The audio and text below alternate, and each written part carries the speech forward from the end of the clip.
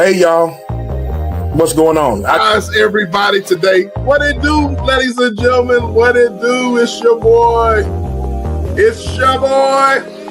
SBK, coming to you live and direct. Shout out to King Ernest. We got that from King Ernest. Shout out to King Ernest. What up? Come on in. But y'all hit the like button, man. Y'all hit the like button. Y'all come on in and holler at your boy, man. I just want to say hi to my peeps. What's up to my peeps? You know what I mean? And we're going to have some fun, you know what I mean? We always have fun. Shout out to everybody. Come on in, the bar's open, man. Come on in, ladies and gentlemen. What it do?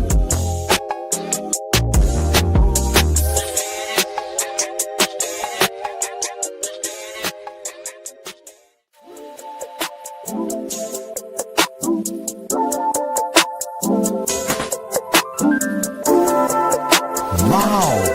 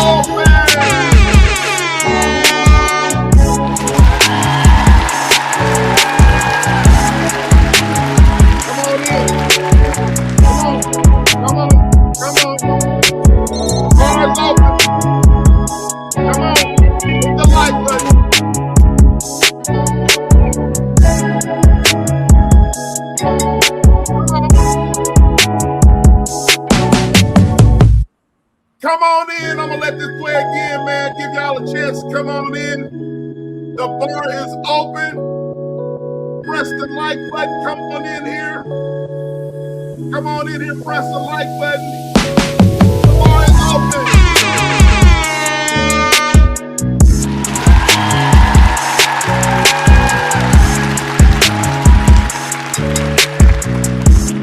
What up, what up, what up, what up?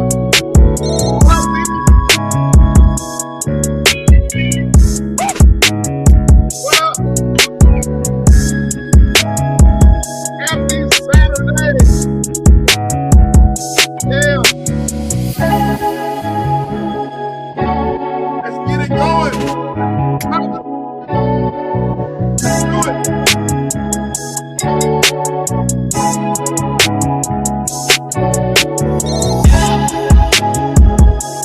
What's going on, happy people? What's going on, happy people? Happy people.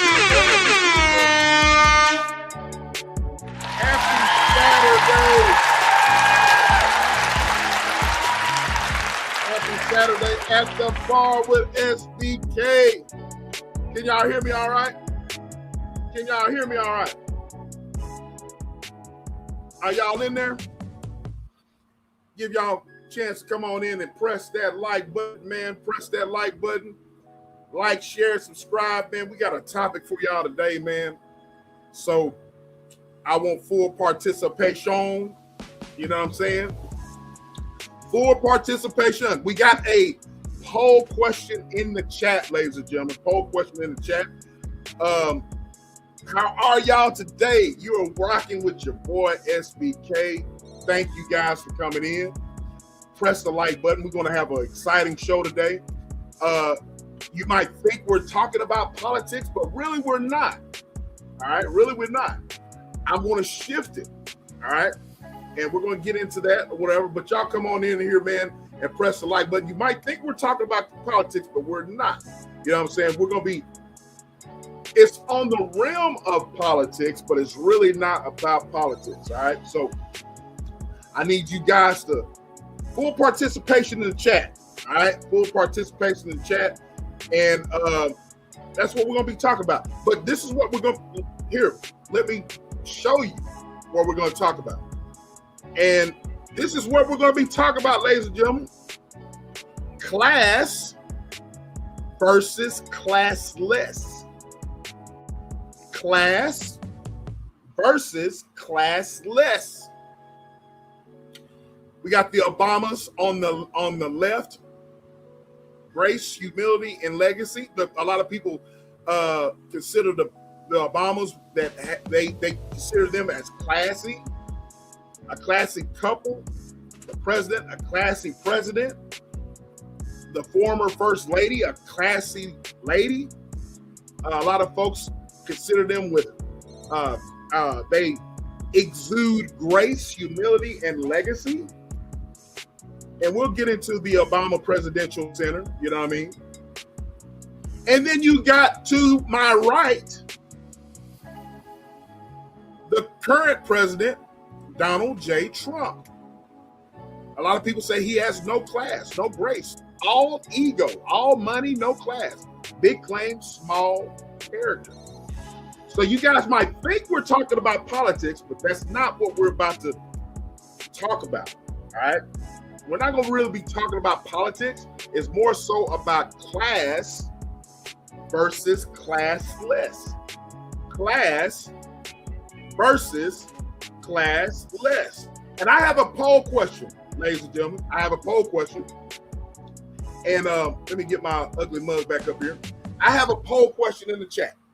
All right, I have a poll question in the chat. All right. And the Maestro in the back, it's on both the streams, right? Okay. So let me read it. All right. What defines class the most? You have often heard people talk about class, people being classy, a man being classy. I'm going to salute the chat. I'm waiting till a lot of folks come up. I see y'all coming up, man. I'm going to salute y'all as soon as I give my little monologue, you know what I mean? But I have a poll question, ladies and gentlemen. I need y'all to participate in the poll question. What defines class the most? When you think about the word class, a person being classy, a person having swag, a person having dignity, confidence, they exude all of that. Class, being classy, the way they walk, the way they talk, the way they dress, the way they carry themselves, their mannerisms, all of that.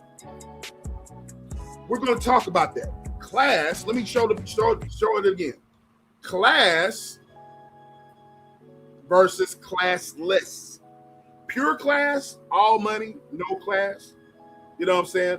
Class versus, and I want to say shout out, first of all, to this beautiful artwork here that I got here. To the lovely,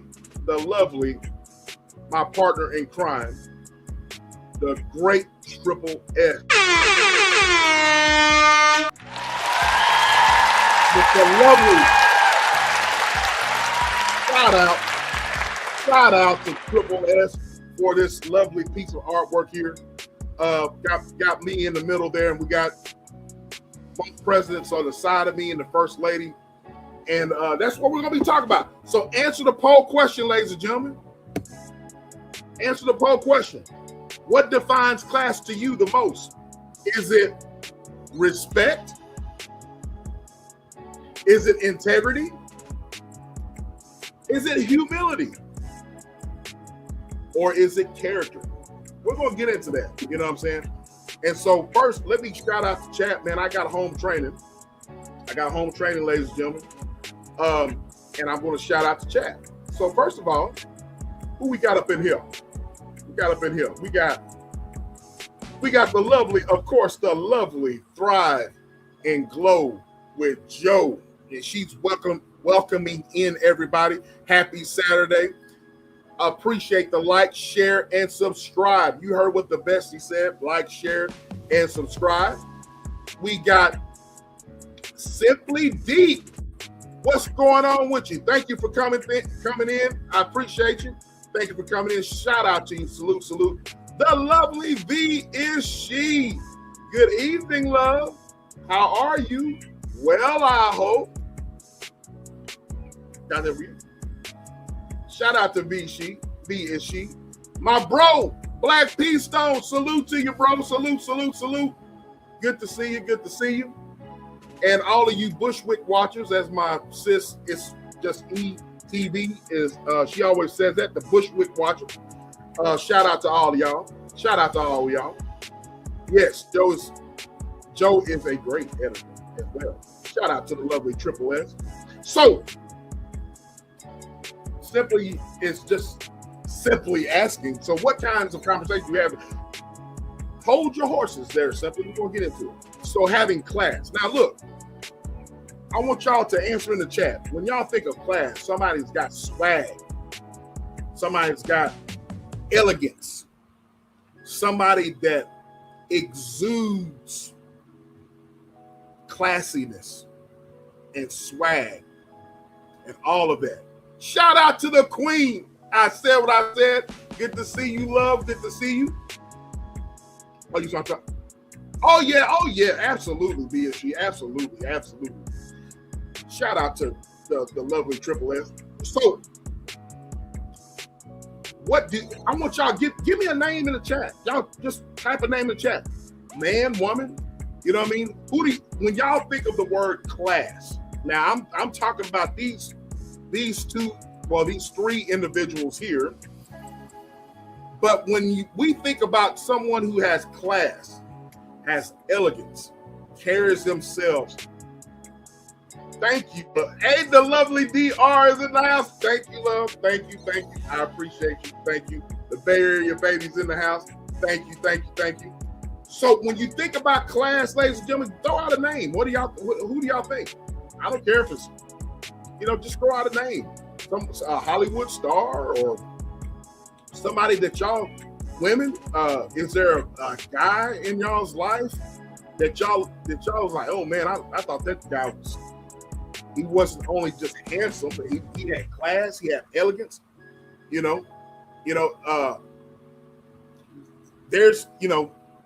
there's many different levels of class, and I'm going to get into that, you know what I'm saying? But y'all press the like button as you come in. We got the TZ65575. Dude, I went to school with you. Great to see you on here. Michael. You're going to have to, Michael. I went to school with a bunch of Michaels, bro. I'm pretty sure I remember you. Hey, hit me up on that IG. Hit me up on IG.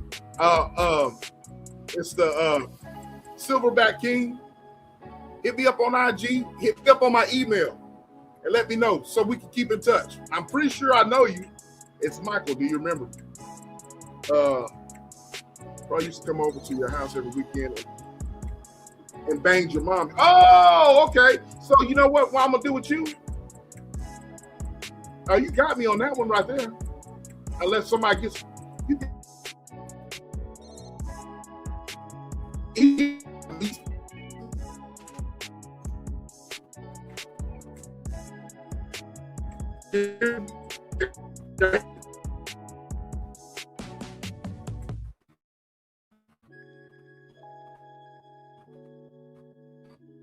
Can y'all hear me?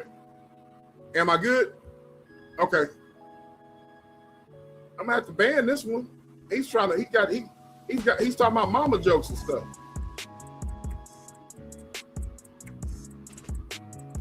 Got banned you, bro. But it's all good.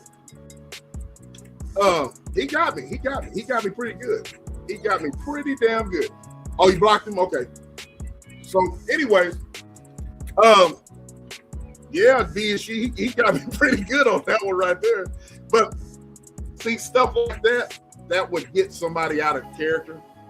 I don't know that dude or shim or woman if it was a can of paint, But a lot of content creators that would just take them all out of their element, you know what I'm saying? But that dude got me. He got me. So Angela Bassett, that's a good one.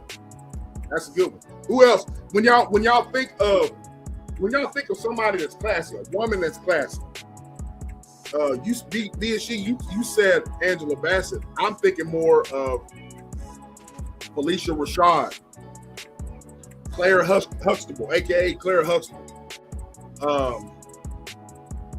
To me, exemplifies classiness. All right. I used to hear my mother talk about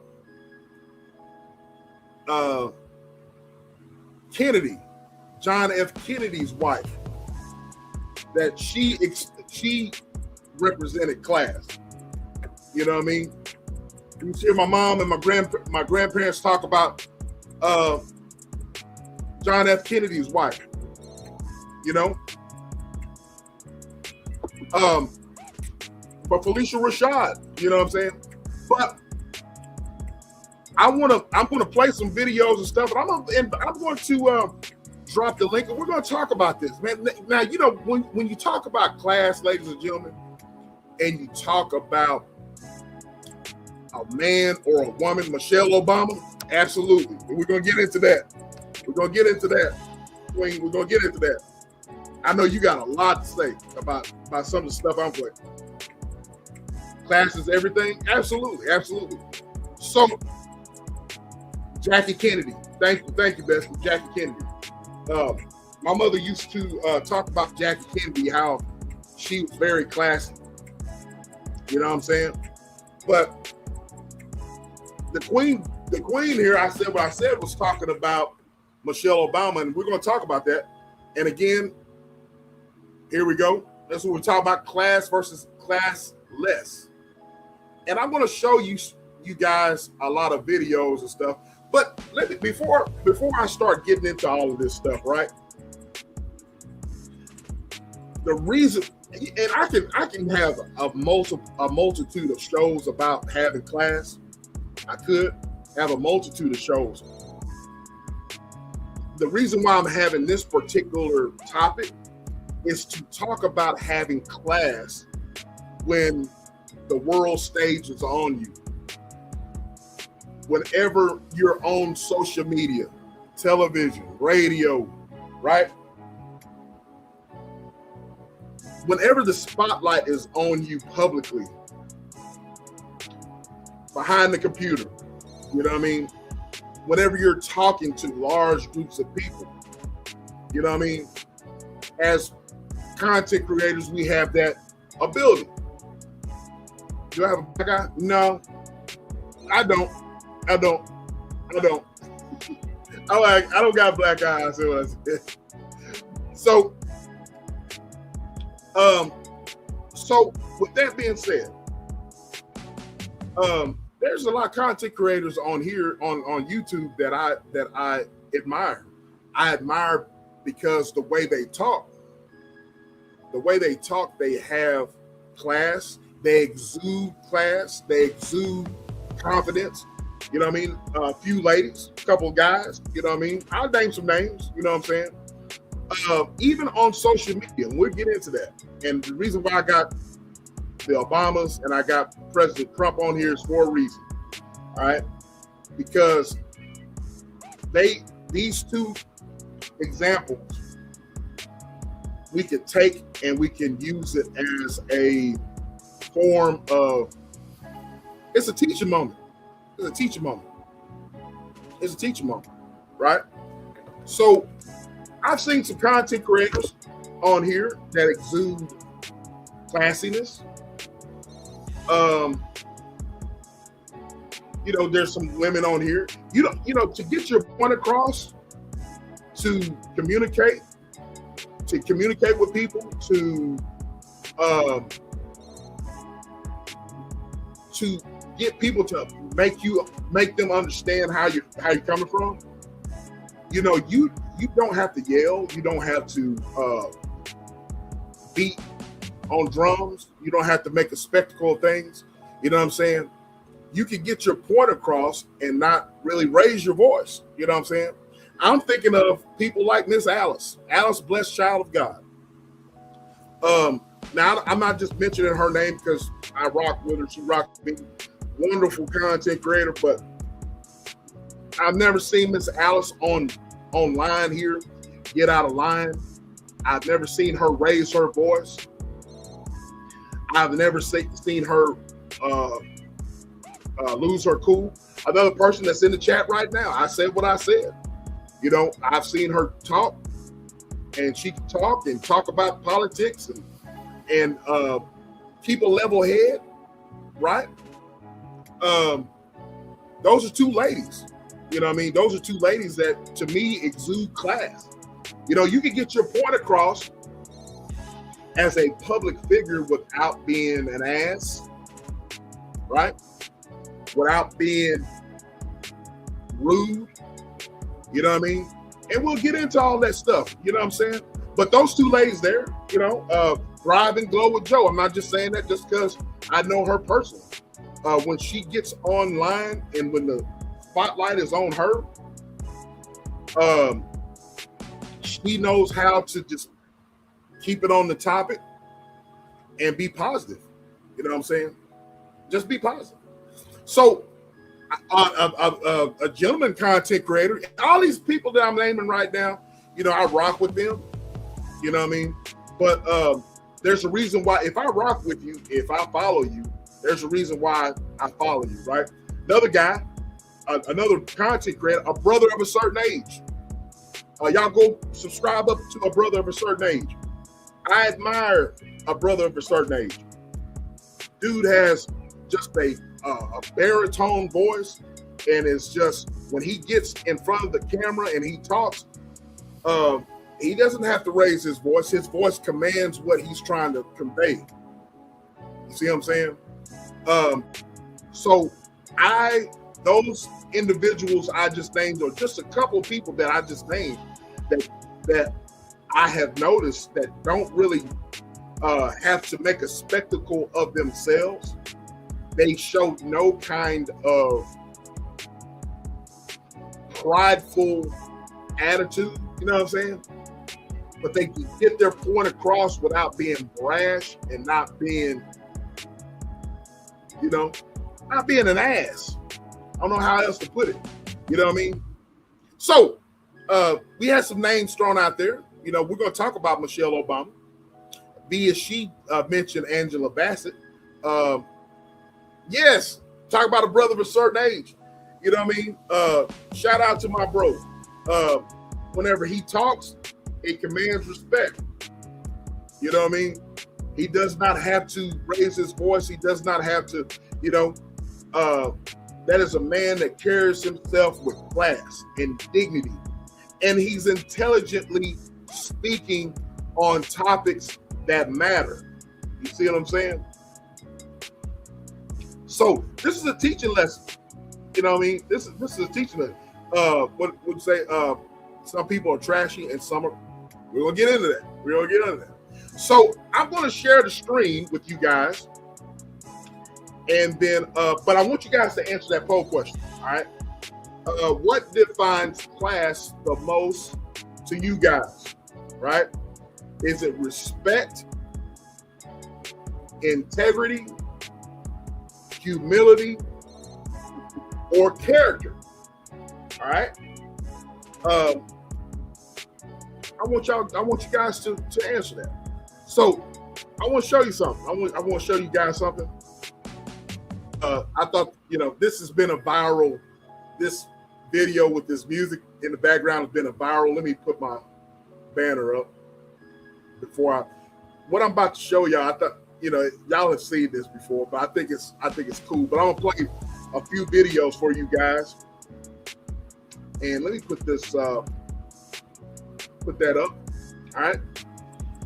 And I want to play a couple of videos for you guys, and we're going to talk about it. All right. And the first video I want to pull up is, we'll just go down the line and play it. All right. Y'all ready? Here we go. Touch them up and go. Oh, ching. Here come the hot stepper. I'm the lyrical gangster. Excuse me, Mr. Officer. Still live it like that. Extraordinary. Juice like a straw. Touch them up and go. Oh, ching. Here come the hot stepper. I'm the lyrical gangster. Excuse me, Mr. Officer. Still live it like that. Extraordinary. Juice like a straw. Touch. So y'all see that? Y'all see that? I got to turn that off. It's still playing in the background for me. Did y'all see that? Is that class to y'all? Is that class to y'all? Y'all see the way he walks? Is that class to y'all? Let's play something else here. All right. Is that class to y'all? That's a man that walks like he's got somewhere to go, don't you think? Let me play something else here. Let me play something else here.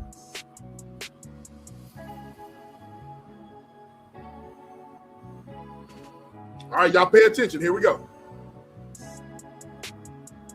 I am told that the last three speakers here have been the Pope, Her Majesty the Queen, and Nelson Mandela, which is either a very high bar or the beginning of a very funny joke.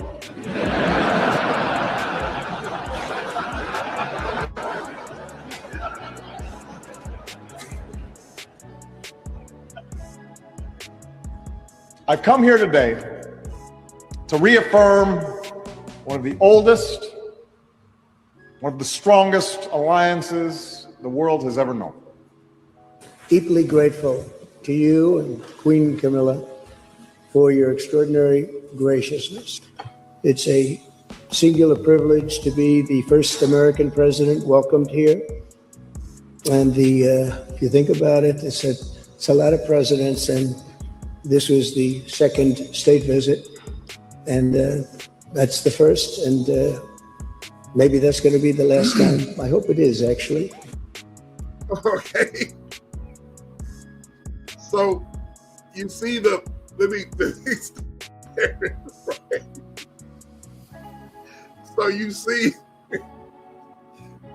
so you see the comparison there as far as speech is concerned, right? I'm sorry. Every time I play that, look, this has nothing to do with politics, all right? Let me reiterate that. This has nothing to do with politics, all right?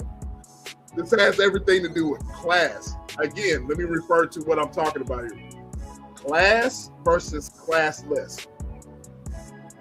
All right, now don't get it twisted, ladies and gentlemen. And I always get,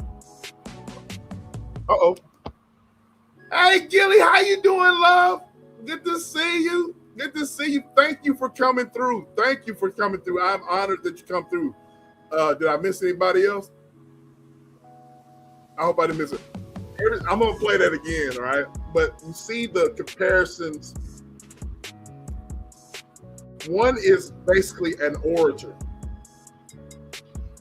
Whether you, and like I said, let me reiterate what I'm about to say, ladies and gentlemen. This has nothing to do with Democrat or Republican. This has nothing to do with left or right. You know what I'm saying? This has everything to do with what I'm talking about right now. Class versus classless. Class versus classless. Hey, Miss Alice, my peer. How are you, love? Alice, I know you're gonna like this subject we talk about. Having class versus classless. Foxy 2 Roxy, how are you, love? Good to see you. Having class versus classless. You decide. All right. Let me play that clip again. All right.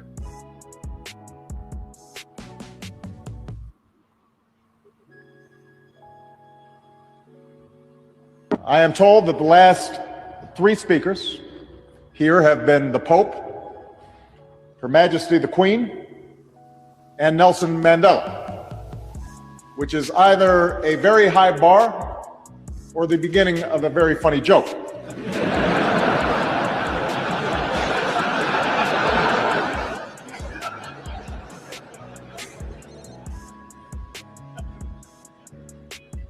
I've come here today,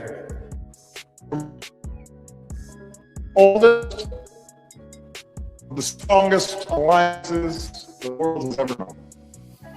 Deeply grateful to you and Queen Camilla for your extraordinary graciousness.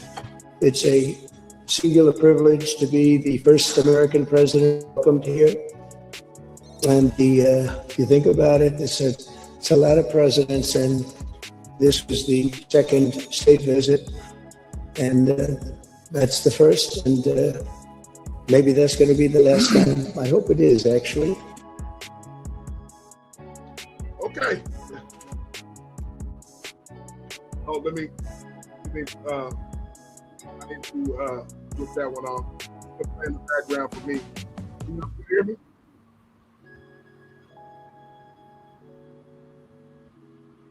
Hold on just a second. I got. Let's put that in the background for me.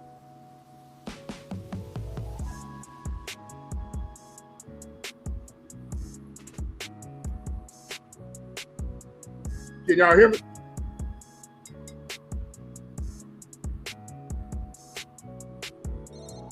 Can y'all hear me? I can still hear this in the background for me. Hold on just a second.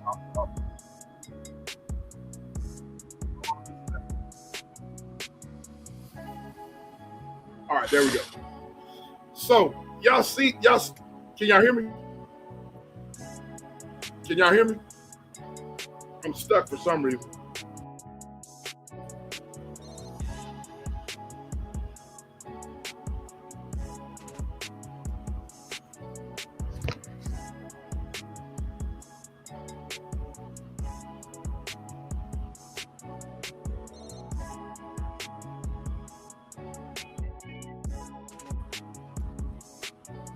Can y'all see me? Can y'all hear me?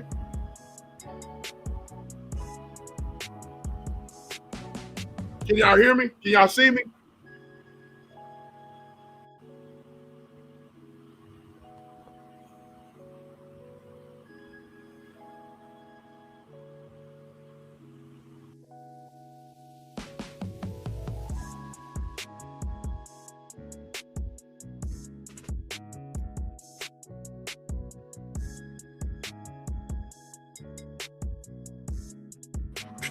All right, here I'm back.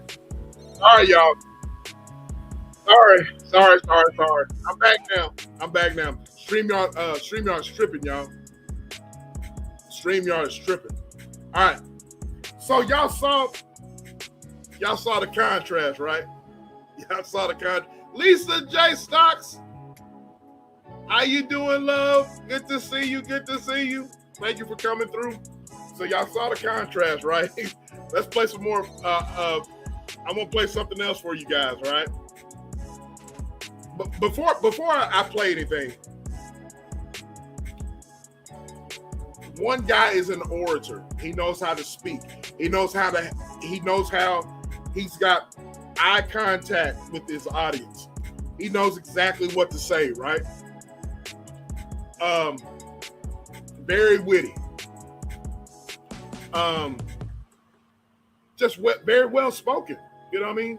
When you graduate from Harvard, he graduated from Harvard, right? I said what I said. Graduated from Harvard. I mean, a black man graduated from Harvard, you know what I mean? A lawyer speaking like that. If I'm not, okay. Thank you, Alice. I read, and you can forgive me, I've read that the dude has been considered, talking about President Obama, has been considered one of the greatest orators, speakers that's ever graced our country. Knows how to command attention whenever he speaks. Whenever he speaks, he knows how to hold an audience. He knows how to grab your attention. All right? He knows how to do it. The other guy, you saw him reading from the script, right?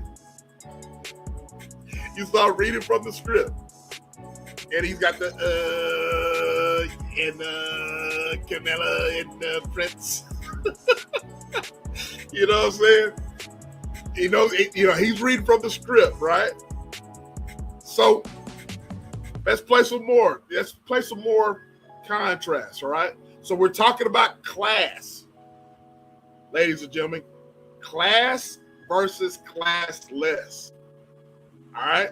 Class versus classless. And let's play another clip, all right?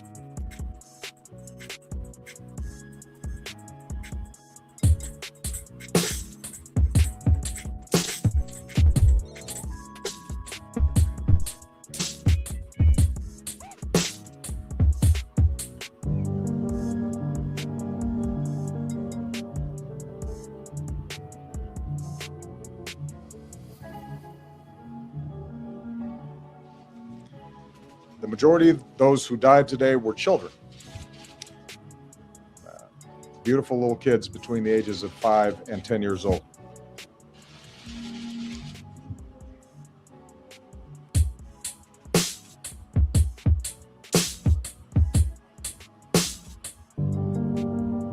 While nothing can take the place of a lost child or loved one, all of us can extend a hand to those in need, to remind them that we're there for them, that we're praying for them.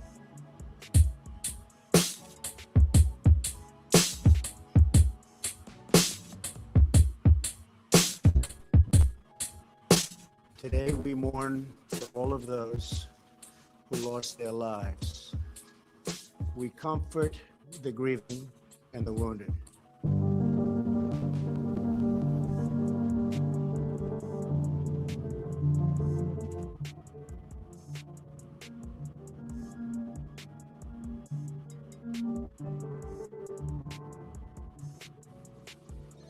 Are we really prepared to say that we're powerless in the face of such carnage? That the politics are too hard? Are we prepared to say that such violence visited on our children year after year after year is somehow the price of our freedom?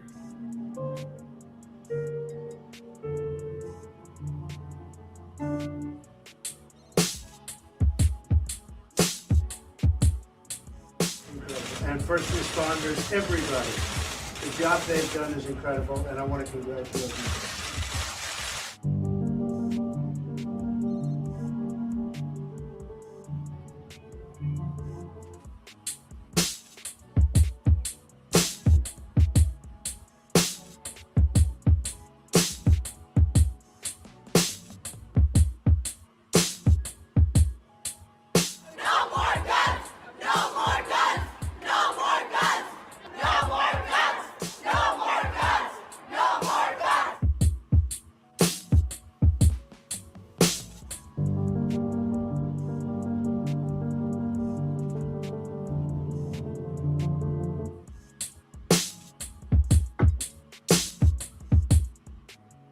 Okay, I'm going to stop that right there, okay?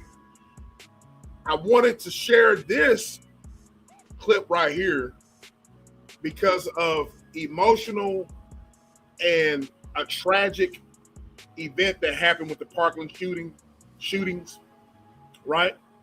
You got one president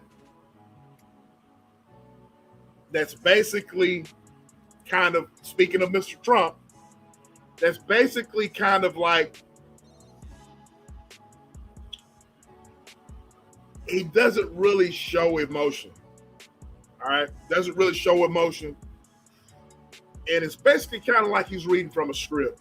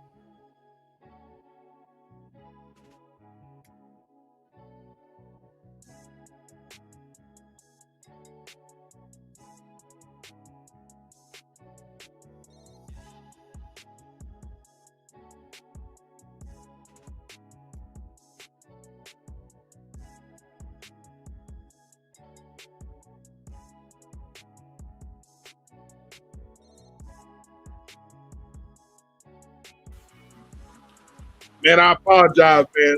StreamYard stripping, man. Keep kicking me out.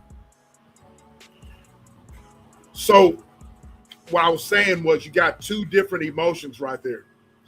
You got one president that is not showing reading from a script, and you got one guy that's showing emotion. All right. So I'm gonna drop the link here where y'all can join me as y'all can join me, man. I'm gonna drop the link and I have it pinned. So we can talk about having class, all right? And Maestro, can you pin the link for me? Thank you. So y'all can come up and join me, all right? Let me play another clip. Y'all come up and join me and we talk about class. And then I'm gonna play a couple more, another joint here. And let's go with this one. Let's go with this one, all right? Y'all ready? The United States has conducted an operation that killed Osama bin Laden. Abu Bakr al-Baghdadi is dead. Today, at my direction, the United States launched a targeted operation against that compound in Abbottabad, Pakistan. He died like a dog. He died like a coward. After a firefight, they killed Osama bin Laden and took custody of his body. It was something really amazing to see.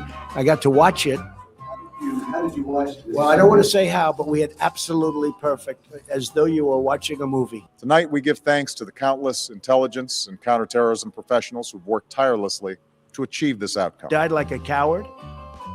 He was whimpering, screaming, and crying. And frankly, I think it's something that should be brought out. The United States has conducted an operation that killed Osama bin Laden. Abu Bakr al-Baghdadi is dead. Today, at my direction, the United States launched a targeted operation against that compound in Abbottabad, Pakistan. He died like a dog. He died like a coward. After a firefight, they killed Osama bin Laden and took custody of his body. It was something really amazing to see.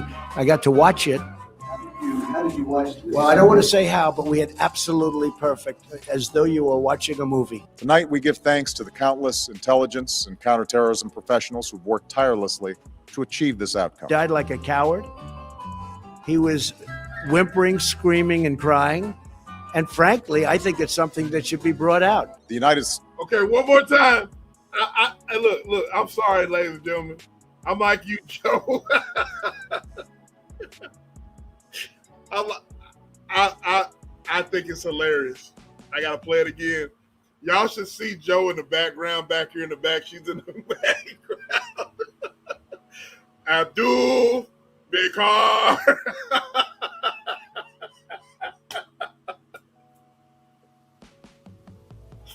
Oh shit. Let's play it again. Oh Lord have mercy.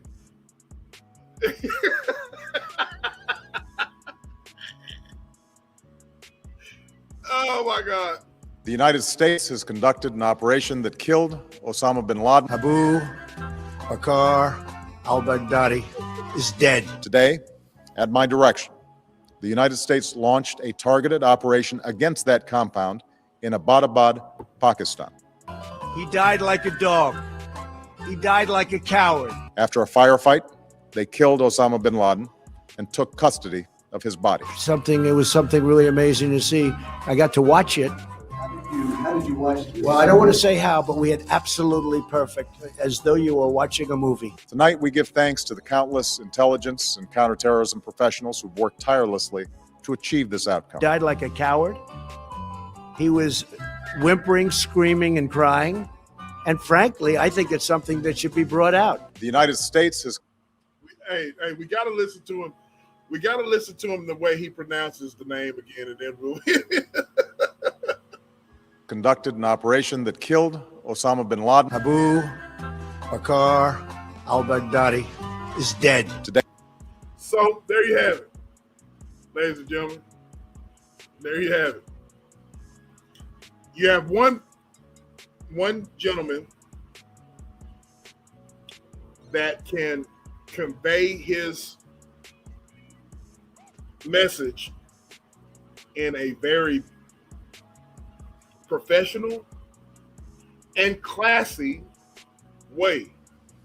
You got another gentleman is just talking like you and I are talking right now, right? So,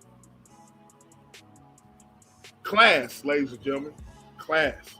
The way you convey yourself, Abu, Abu.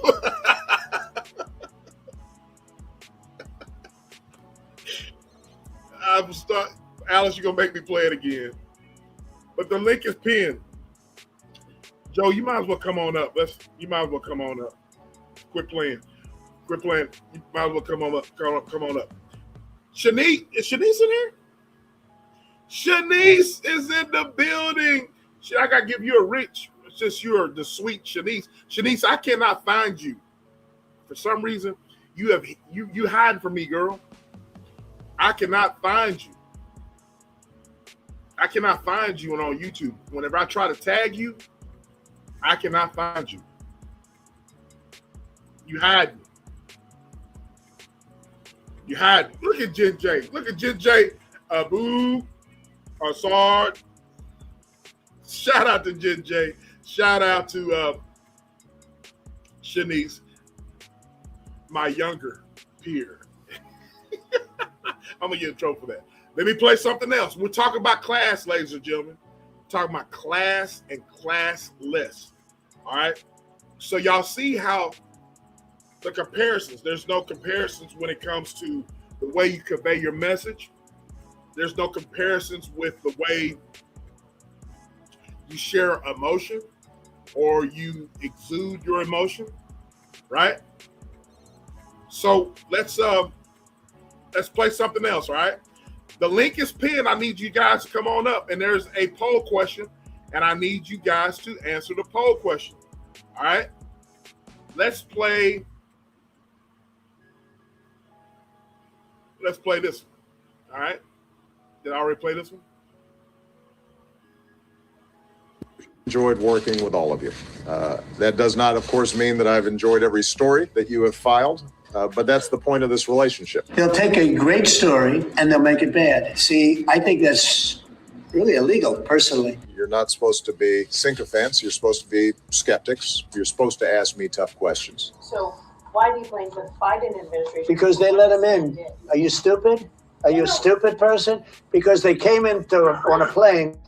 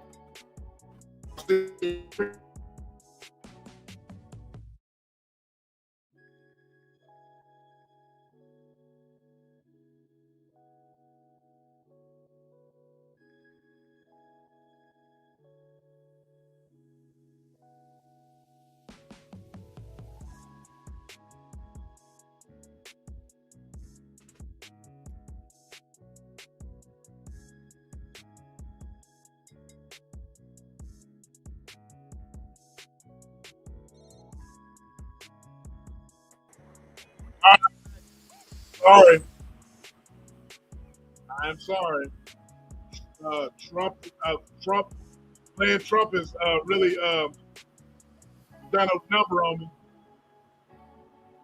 Hold on just a second. Hold on just a second, ladies.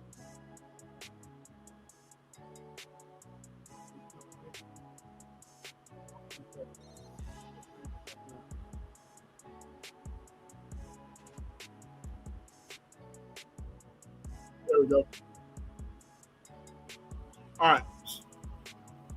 StreamYard is tripping, y'all. They not trying to let me be great, man. Try not to let me be great. I'm trying to get the bestie up here so she can while StreamYard is tripping, but she back here tripping too. You know what I mean? So y'all come up now. Look, talking about class and classiness. Now look, I'm saying all this for a reason, right? Because online, as a content creator, I feel like that if you are giving, as Alice says and as I say, thought-provoking content, if you are online, I think that you owe those who follow you, especially if you're monetized, you owe those who follow you, you owe them, you owe them class, all right? You owe them respect, all right? I appreciate every moderator and everybody that represents SBK Media. You know what I mean? I appreciate y'all. I really do. And because of that, I want you guys to understand that,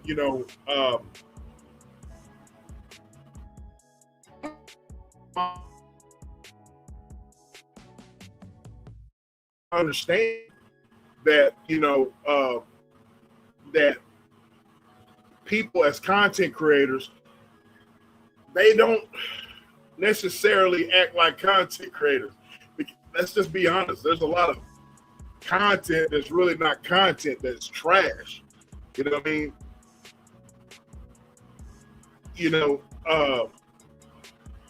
I alluded to a lot of content creators that I rock with that I really do admire, because what they say is basically who they are. And basically what you say, whatever comes out of your mouth, you're really revealing who you are as a person. You see what I'm saying? That's just not on a world stage like I'm giving right now with these two individuals, right? It's really, we got to dial it down. You know what I'm saying? We got to personalize it. It's a teaching lesson, as I like to say. You know what I'm saying? A lot of people are making asses out of themselves. You see what I'm saying? You're making an ass out of yourself, and in turn, you're not delivering a message. You're the spectacle, right? Okay, like I said, this is not about Democrat or Republican.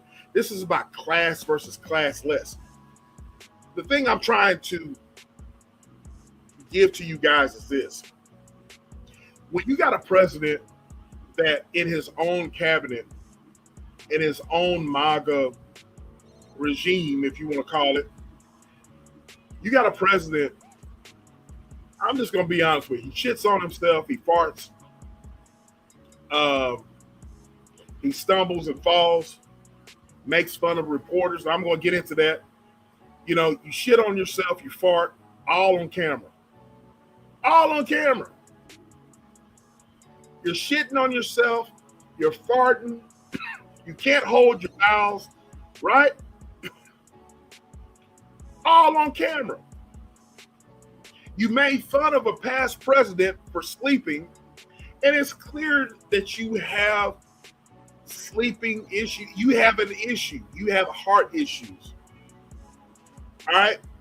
You're shitting on yourself. You're farting. You're at a damn Knicks game and you're asleep with thousands and thousands of people. You're asleep. But you know what I mean? This is not about Democrat or Republican, right? This is about class. I could talk about this subject for weeks and weeks at a time and just narrow it down. I'm thinking about doing it again. But I'm talking about this on a world and social media platform type setting. Now, I got some folks in the background. You know what I mean? Y'all are preaching in the chat, so I'm gonna bring y'all up. But do you understand what I'm saying? Do you understand what I'm saying? Then you got a guy who's clearly, he's got a family, and I'll say, he's got a family. He's got a wife who's beautiful, who's people who people have who.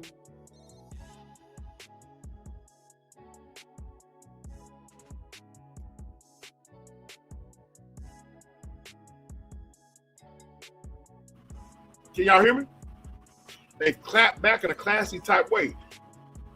So let's bring the link is pinned, and I got my attorney Kevin Corpton, and I got the lovely Jen J on the panel. What's up with it, fam? What's going on, Jen J? I can't call it, man.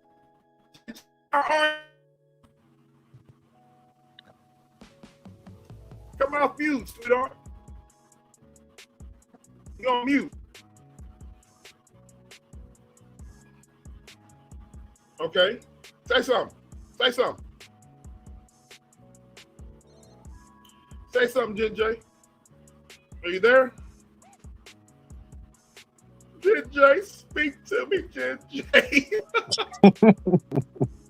Jen J, you there? Are you real? Oh, there you are. Oh, how you doing? Say something again. Yeah, what's up, hey, everybody? What's up? What's up? How What's you up? doing? What up? Go ahead, Kevin. What's up with it, bro? Y'all go ahead. What's up? I'm just gonna say this, and I'm gonna just be sweet and short with it. I mean, Obama had always been a classy person. Let's just put it like that. And Trump is the most unclassy person we know today. You know what I'm saying? So, I mean, that's nothing new. I mean, you see how Obama conducts himself as a gentleman. His wife conducts herself the same way. So, I mean, you can basically see the difference between night and day. Trump doesn't know how to do that shit. Let's just be honest. Trump's a fucking idiot. Let's just say what it is. It is what it is. And that's all I gotta say on it. I got you. The lovely Jen J is in the house. Jen J can troll you, but then she can agree with you, but then she can disagree with you, and then troll you it all in the same breath. Jen J, Thank you very much. Jen J, I miss you. How are you? I'm good. What you got on it? Kevin, he spoke some words. What you got on everything? I agree with Kevin said, and also what you were talking about earlier. It translates to a lot of parts of our lives. So when you brought up this topic, that's what came to mind for me, was how this translates to relationships, friendships, work environments, class versus classless, how you interact with people on social media. It extends in every single part of our lives. And I don't know why Trump decides to conduct himself that way. And I don't know if maybe people don't agree with what I'm about to say, but it's also a calculated choice of his. It's strategic. I feel like he's speaking to a certain audience. Just like you ran off President Obama's, credentials. Oh, SBK just fell off. Yeah, you having technical difficulties right there. Yeah. Just like President Obama has his credentials, Trump also is no slouch too in that department. So that's why I feel like it's a choice, and it's a choice. That choice makes it even more insidious to me. If that was just who he was, if he was just from the backwoods of nowhere, that's not Trump's story. I'm bad. Yeah, no worries. I mean, you good, man. I know StreamYard don't like you right now, but I understand. Man, StreamYard hating on your boy. StreamYard hating on your boy. Yeah, told by StreamYard. Man, you're hating on before I let y'all cook, all right? Shout out to the lovely Wanda. Thank you for coming through, love. Thank you. If I miss anybody, y'all are cooking in the chat, you know what I'm saying? But y'all go ahead. Now, Jen J, before I was rudely interrupted by the YouTube and StreamYard gods, you know what I'm saying? Go ahead. Y'all both can start cooking. I want before y'all start cooking, y'all. That is why I held this panel today about social media, about workplace, about having class, man. You know what I mean? I see so many times where people show classless attitudes and behavior on here. Yeah, you gonna see it all the time. You gonna see it all the time. Yeah. And I mean, you gonna have your content creators. You gonna have some cool ones, and you gonna have some assholes. It's gonna be best of both worlds. So I mean, you just gotta be smart who you fuck with and who you don't fuck with. It's just that simple. Facts. Al says it's apparent that you can have plenty of money and still have no class.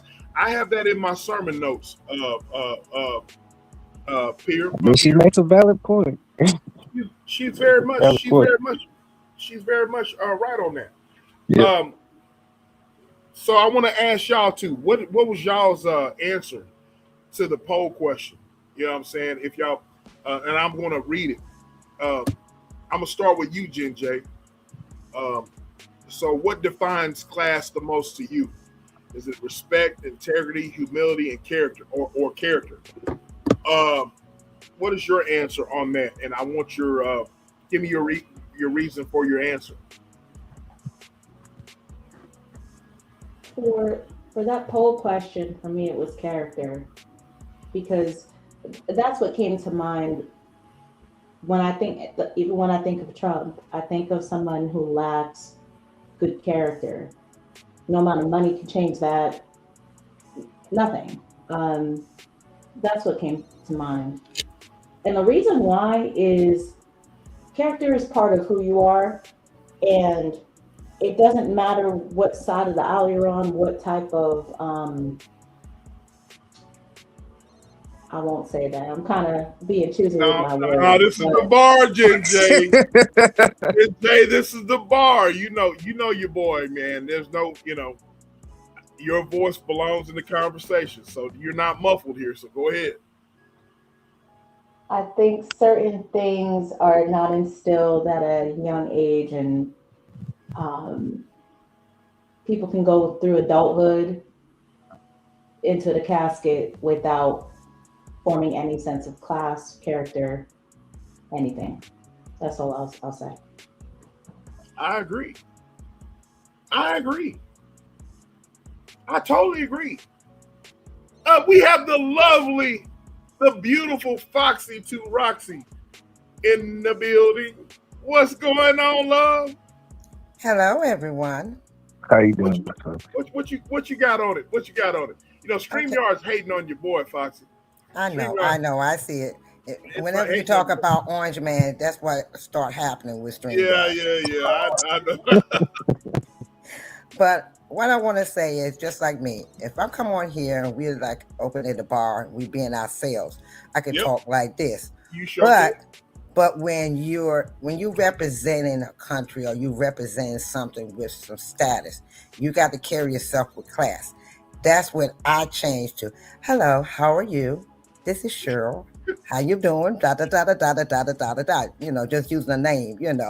That's how you conduct yourself. You know when the time is right to be classy. Then there's a time that you can be who you want to be. You could be yourself. I know when I worked in the government that there was times that I could talk to my fellow coworkers and we could talk like we do every day. But when it was time for me to do presentations, that's when I had to change and be more professional and carry myself with class for them to take me serious.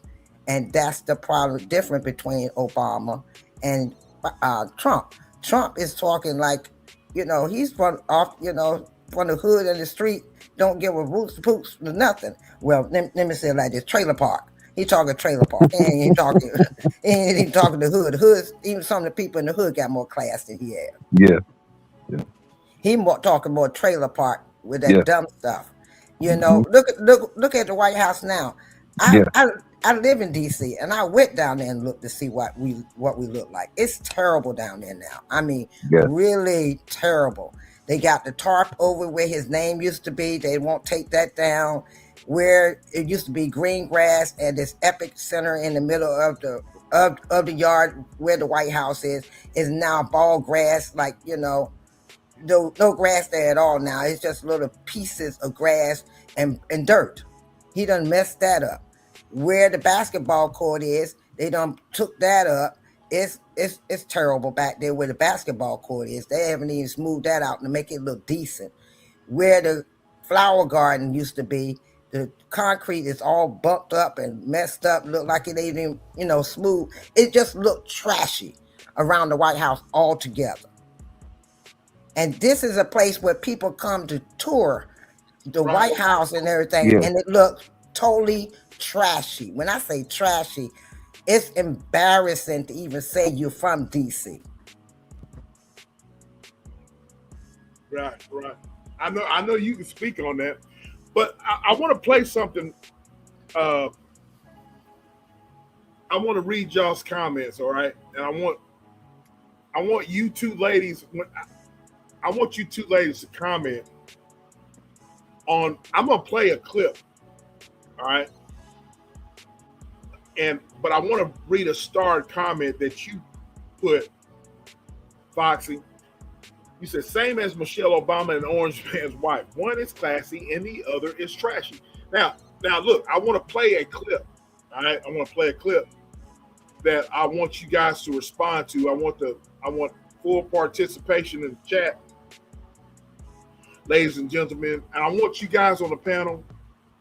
I want you guys to react to this, your opinion about this, and let's talk about it, all right? And here we go. A stunning new example and the contrast in the media's treatment of Melania Trump and Michelle Obama. You don't want to miss this.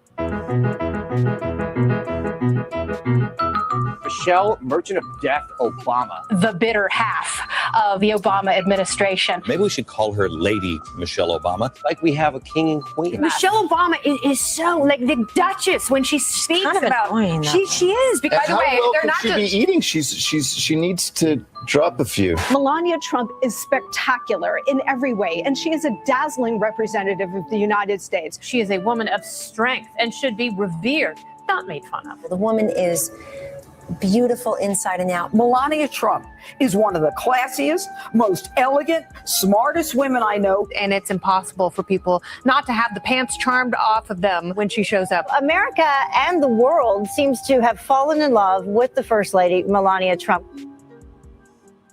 Michelle Obama, she may not be proud of her country, but she's certainly proud of her wardrobe. The First Lady was caught on camera wearing shorts. And some people think this is a big no-no for a First Lady. The First Lady was also criticized for wearing a sleeveless gown to the inaugural ball. When she opened up the White House vegetable garden, she was wearing a pair of boots that cost $775. Running around in almost a $7,000 jacket really sends a conflicting message. The real injustice is the press's attention on what she's wearing rather than what she does. Melania Trump always looks so stunning and so beautiful. I just want her wardrobe. She tends to try to make statements by her appearance. They commented on her shoes, that she had heels on at one point before she changed into sneakers. Pretty much Michelle Obama got a pass. Interestingly, Michelle Obama, she gets out of a vehicle. She's carrying a bag that was $1,200 and nobody said a thing. No one said a thing about her $500 land bin sneakers either. Reportedly spending $2,000 on this sundress. What? The First Lady changed into a $950 skirt just hours later. All right. Y'all see that? Y'all see all that? I'm gonna stop sharing. Bullshit. That's some bullshit. Okay, so y'all, the floor is now y'all's. Go ahead. Foxy, you hollered out bullshit. But here's the thing. There's a reason why I'm having this discussion. All right. If you've ever heard Michelle Obama speak, another orator, she's just as good as all the, she can speak very well when it comes to conveying a message. You know what I mean? Melania struggles. You know what I mean? She just struggles. You know what I mean? But I want y'all's opinion on the panel, Jen J. Okay, first I want to say is that, first of all, we already saw that Melania already copied Michelle's speech from her first time. Yeah, I had that, what you call it. Now, see, that's right there. Then the second time she did a speech, she was sitting at the table. She was looking down and couldn't even read the paper in front of her. Okay? And how they pronounce the words. Number 3, you got to remember, was a woman that was dealing with the polls. Melania was dealing with the polls. Michelle ain't out there dealing with no polls. Michelle wasn't out there spreading it like a 7-Eleven. Michelle wasn't out there doing all these things. She carried her, look, she went and got a Harvard degree. She's very intelligent. She carried herself with class. There's nothing they can find. That's all they can talk about is her wardrobe, because there's nothing else they can say about the woman personally as a character. Look, when you got Putin talking about your first lady, and he's degrading your first lady. Putin has not degraded not one first lady that I've known since I've been watching politics. And he degraded and showed it in his country, pictures of her nude. Your wife, Trump, showed your wife nude on his magazines and newspapers and videos and stuff in his country. You don't see Michelle Obama over there in Russia on display, and any other country on display in that manner. I want to say this here. Foxy and Jen J and Kevin. I seem like Michelle got a dunk on her.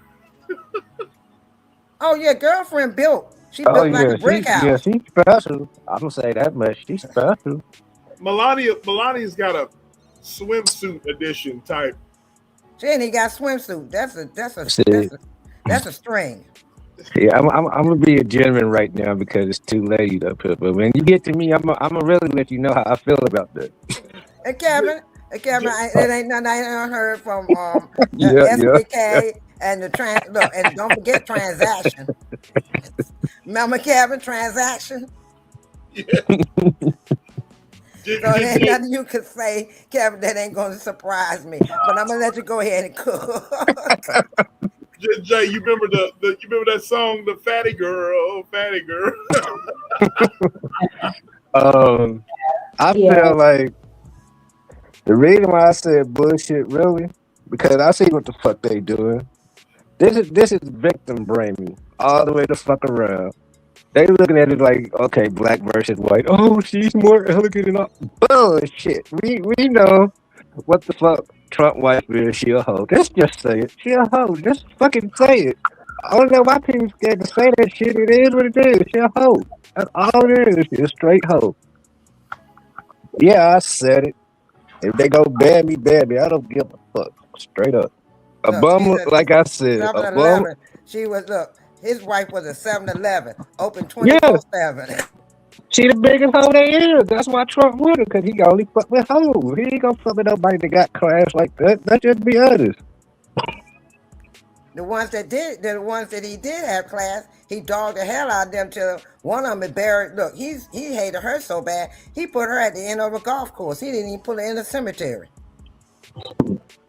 Damn. Yeah, he buried one of his wives, one of the kids' mothers, at the end of a golf course, in a field in the golf course. Didn't even put her in the cemetery with other people. Put her out there by herself. That's why Trump the way the fuck he is. That's why he the dumbest motherfucker in the planet. Yeah, I said it. Damn. Okay, Jen J, what you got on it? Well, we've seen every part involuntarily. We've seen every part of Melania. She's done a lot of scantily clad kind of material. So, I mean, that speaks for itself. And the reason I bring that up, she's not just an average person. As the first lady, your reputation precedes you, if you know what I mean. So those kind of things stand out. As far as what they wear from day to day, that was just so catty, and I think there was a little bit of misogyny kind of rolled into that as well. That we go back and forth with what this person's wearing, what handbag. We don't ask, how much Trump's suit is. So I think that part is definitely leaning towards the misogyny part of it. I understand that the first lady represents the country, and this has been a historical thing. People care about what the first lady wears. I get that, but it's so low vibrational at this point. Like, I agree. it's silly to me. With that being said, Melania has dug her own hole as far as she's done her own slick shit. It's not even separate from just being married to Trump. She's done her own little slick shit that says she's not worth a damn. So whatever they do after they leave office, I hope they stay on that golf course because it ain't safe out here. I agree. I agree. They've really made some enemies in the worst way, and I agree. They did it to themselves. and that's not good. They didn't make us look good on a world stage. That that to me, maybe that's my ego talking, but that to me has been the most disappointing thing is looking bad in front of company. Like that's the part. Like we got to deal with the fact that that's our leader. When you see them standing at the G6 meetings and the UN meetings, it's like, man, that's ours right there. Do we have to claim him? Well, remember Jen J. Remember when he went to see the Queen Elizabeth before she passed away? He jumped in front of her to go shake somebody's hand, and she's supposed to be in front of him, and he jumped in front of her. Mm-hmm. Stuff like that. Stuff like that. I just, for anybody who feels like class is not a factor here, just switch the behavior, reverse all the behavior. If we saw every crevice of Michelle Obama in a King magazine before she became first lady, if Obama had the side pieces and all this going on and conducted himself the same way, that tells you everything you need to know. Just flip it, flip the behavior, flip the interactions, flip the dialogue, and imagine the kinds of things that they would be saying about the Obamas if they were in that same position. And the thing that gets me, I'm sick and tired of, every time anybody talks to any of those MAGAs about what Trump is not doing right, the first thing they do, well, Biden did this or Obama did that, Biden did this or Obama. Obama ain't been in office in 10 years. Biden ain't been in office in a couple of years. Right now, I'm hearing on the news, don't know yet if it's true, but he's been diagnosed with cancer. So that's why they kind of backing off and Biden a little bit and starting going on Obama, because he's been diagnosed with cancer. But it's still, regardless if he had cancer or not, neither one of them are in office. We're talking about what our president right now is doing. We got a White House that look like a trailer park trash. We got a reflective pool with a big old gash down the middle because you decided to drive your motorcade through the reflecting pool. What fool would drive a motorcade? Listen to it now. Motorcade. A motorcade across. Okay, they drain the water out of the reflecting pool. He decided to drive his motorcade through the reflecting pool, which cracked the foundation. So that's why we have all that green stuff in the reflecting pool now, because you done cracked the foundation, and we on DC is on a plateau, so the water level is even underneath it. That's why they have so much concrete, because he's driving the motorcade across there. He got a big old split down the middle. So he painted it blue so nobody could see the split where the paint doesn't come up because they put peroxide in it. Now we got all this gush in the reflecting pool. Gotcha. And see, this is dumb stuff, and this is the dumb stuff that he does that's embarrassing. Right now, DC looks like a shit show.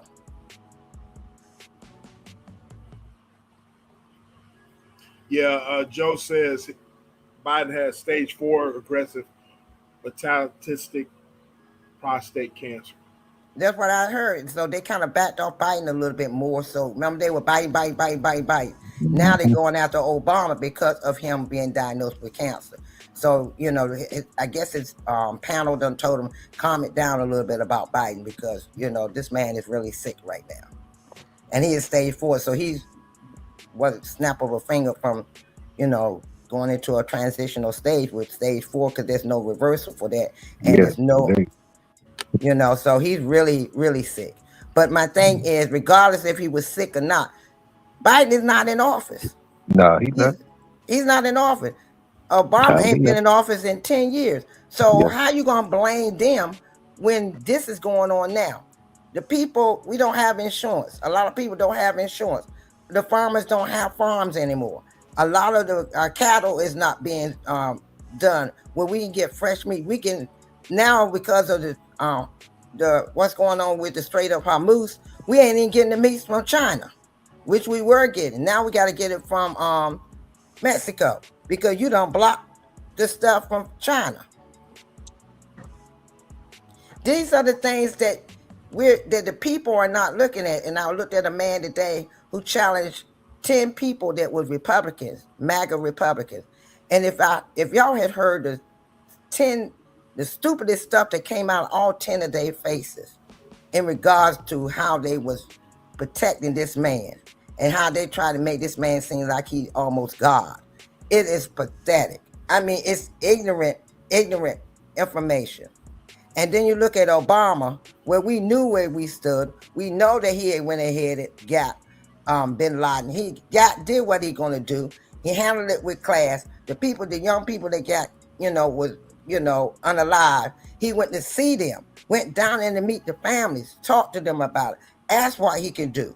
This man sit back with thumbs up, talking about, hey. When our soldiers came over, he had a hat on his head. You know that's disrespectful for a soldier. Yeah. He know that's disrespectful, but he did it anyway because he don't care about nobody but himself. Point. He don't. I want to say shout out to my bro Jimbo is in the house. Jimbo. Jimbo, get your ass up here. He don't care. That's the whole point. You just took the words right out my mouth. He don't give a fuck. That's the whole point. He don't give a fuck. He got a trashy ass wife. He got trashy ass children, dumb ass children. Because now they done started shit overseas, over in the part that wasn't in. We was all right with. Now they don't went over there and got them at war with each other because of their dumb shit. So now we got two wars going over in the same area because father doing dumb shit and the sons are doing dumb shit. Yeah, so that's what I said. So when you got dumbass people, they don't know how to conduct themselves, and you see it in real time. And look, that's just like SPK said, you can't come on my channel unless you tell me how good I look. Every day, those people, seriously, every day his cabinet has to stand up and tell him how good he look, how he looks good today, how he looks fresh and da-da-da-da-da. They got to compliment the man before he let them sit down and start business. What the hell? Do you know what that is? That tell you what his cabinet is. He got a lot of kiss-ass people around him, so they gonna do that. That's all that is. The whole damn Congress is kissing his ass. Yep. And it's shitty. His ass is shitty and they shitty. Oh, I'm sorry. Yep. So basically, if they don't kiss that man's ass, they fired. That's just the bottom line. Yeah, and then you got the guy over there with the Pentagon, find left and right, and then they ask for more money. You ain't even got people to pay with the money because you find every damn body. Yeah. Then you done got rid of a lot of the 4-star generals who that this war would have been. First of all, the war wouldn't have even started. It wouldn't have been a fucking war. All the Yeah. presidents, all the cabinet people done told you, leave Iran the fuck alone. Now you got over there and you found out Iran want Venezuela. Now you want to sit back and blame everybody but your damn self because you went over there being stupid. Yep. That's what I say, man. When you go to other countries, man, and you don't know how to conduct business with other people, you shouldn't go there. That's just what I feel about. Thank you. Look, Jen J, you know I'm gonna be on Jen J. I'm talking to you. You know I'm gonna be on some fuck shit right now in chat. You know, Foxy, Kevin, y'all know I'm gonna be on some effery right now. Yeah, I already know. Look, I don't care what y'all say about Michelle Obama. Jimbo, you know what? I already know what you gonna say. Look. The thing about it is with Michelle Obama look like she, let me show y'all something. If I was Barack, I'd be doing this right here. Let me show y'all what if I was Barack, this is what I'd be doing.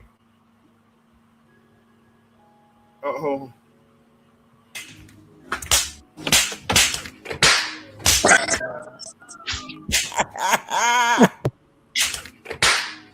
It wouldn't be SBK without him, man. I ain't gonna lie.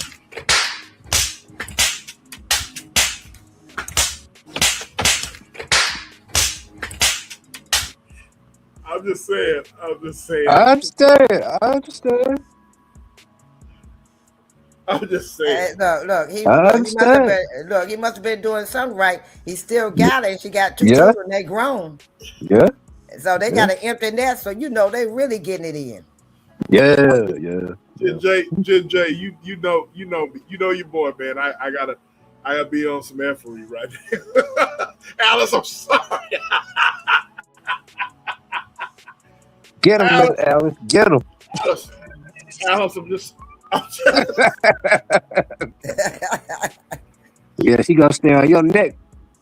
But you know he gotta be on his best behavior up to. Alice, Jen J,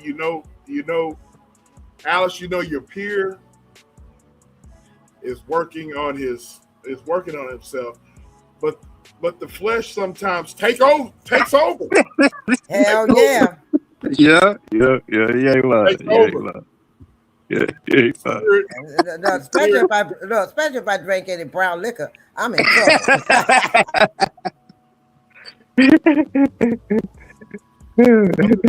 I'm just saying, but Alice, DR, Jen J, I'm just saying, you know what I'm saying? Y'all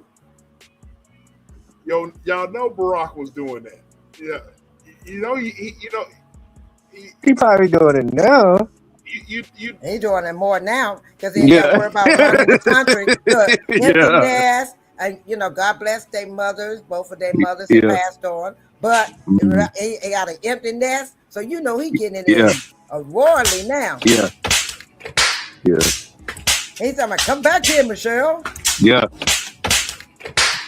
You can't leave me yet. I'm just saying. You saw how she was standing up there and turned around and said, Barack, look at me. And he said, no. Yeah. Barack, look at me. He said, no. He knows. Yeah, because you can see they really love each other every time they're around each other. You can see that's real love. You know what I'm saying? See how Melania be hitting his hand. I don't want to touch your hand. I don't want you to touch me. I don't know if you wash your hands or not. Shout out to the Purple Heart. If I ever go to DC, I gotta look up Miss Foxy, man, because she gonna be that one that always gonna have something to say or somebody say some bullshit. So I know I'll be a good head. You know what I'm saying? Oh man, look, what you hear, what you see. Now the only time you won't see me act like this is when I have to carry myself with class. I understand.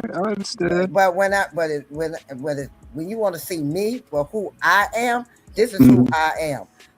You're gonna hear people say, you still the same. Yes, I am. I'm always gonna be me. When you try to fake to be somebody else, or try to be more than who you are, then you mess up every time. Be you, be proud of who you are, and stand on it. And that's what a lot of people fail to realize. Everybody want to be everybody else because you see people with billions of dollars and everybody want to be them. And everybody should know you can't be that person. You gotta Okay, be you for you. now I want to. Okay, I want y'all on the panel. Look, the link is pinned. I want to play another clip for y'all. All right. Now, look. Before I get into this clip, I want y'all to understand. There's a reason why I could go. I can do a number of live streams about being classy. I might just do another one next week. Just depends. But you know, y'all have seen, and like I said, there is a method to SBK's madness. There's a method to it. You know what I mean? Jen J, you remember when Dollar Bill on Players Club said, Dollar Bill knows all about it. I know all about it. I know all about it. You get my money. Yeah. So look, there's a method to the madness. Candy Cane Lane. There's another. I mentioned content creators that I admire with class. I mentioned Alice. You wasn't in here whenever I mentioned you. I mentioned Alice. I mentioned I Said What I Said. I mentioned Thrive and Glow with Joe. I mentioned a brother of a certain age. And this is another young lady here, Candy Cane Lane. Now, there's content creators that I admire on here because of the simple fact that they know how to keep their cool. They know how to speak. Candy Cane Lane is one of those content creators that I really admire because, you know, she conducts herself like a lady. Now, have I seen her go outside? I done seen her go outside. Candy Cane, you be out there on the corner. But she was look, Foxy. She was outside for just a little bit, but the way she was outside very classy like. And I gotta be honest with y'all. I was like, damn. You know, we're speaking of class and classless. You know, you can check a mofo and you can get your point across without being trashy. Yeah, that's true. That's true. And Now, so, and so let me play it. I'll let y'all talk. And the reason why I'm saying that is because, you know, there are Foxy. You're another one.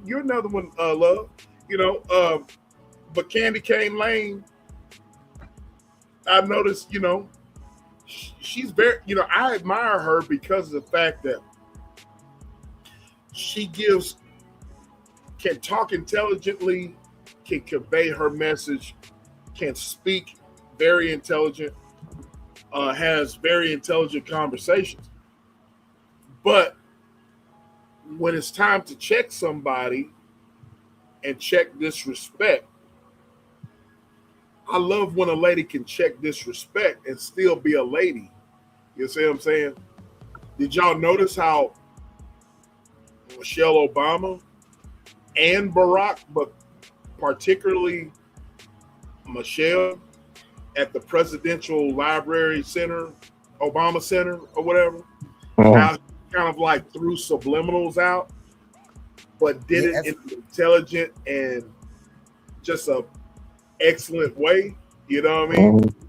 I so happened to 2 weeks ago to see a content creator in this young lady right here.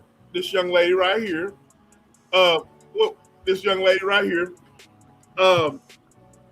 I saw her come outside.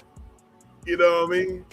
But she came outside in a way to where it was very classy. It's very classy. She was very ladylike. And the reason why I think people like this should be celebrated. Like I said, I mentioned content creators in the beginning of my show that are, you know, a brother of a certain age. You know what I mean? My bro OSD, he never raises his voice at all.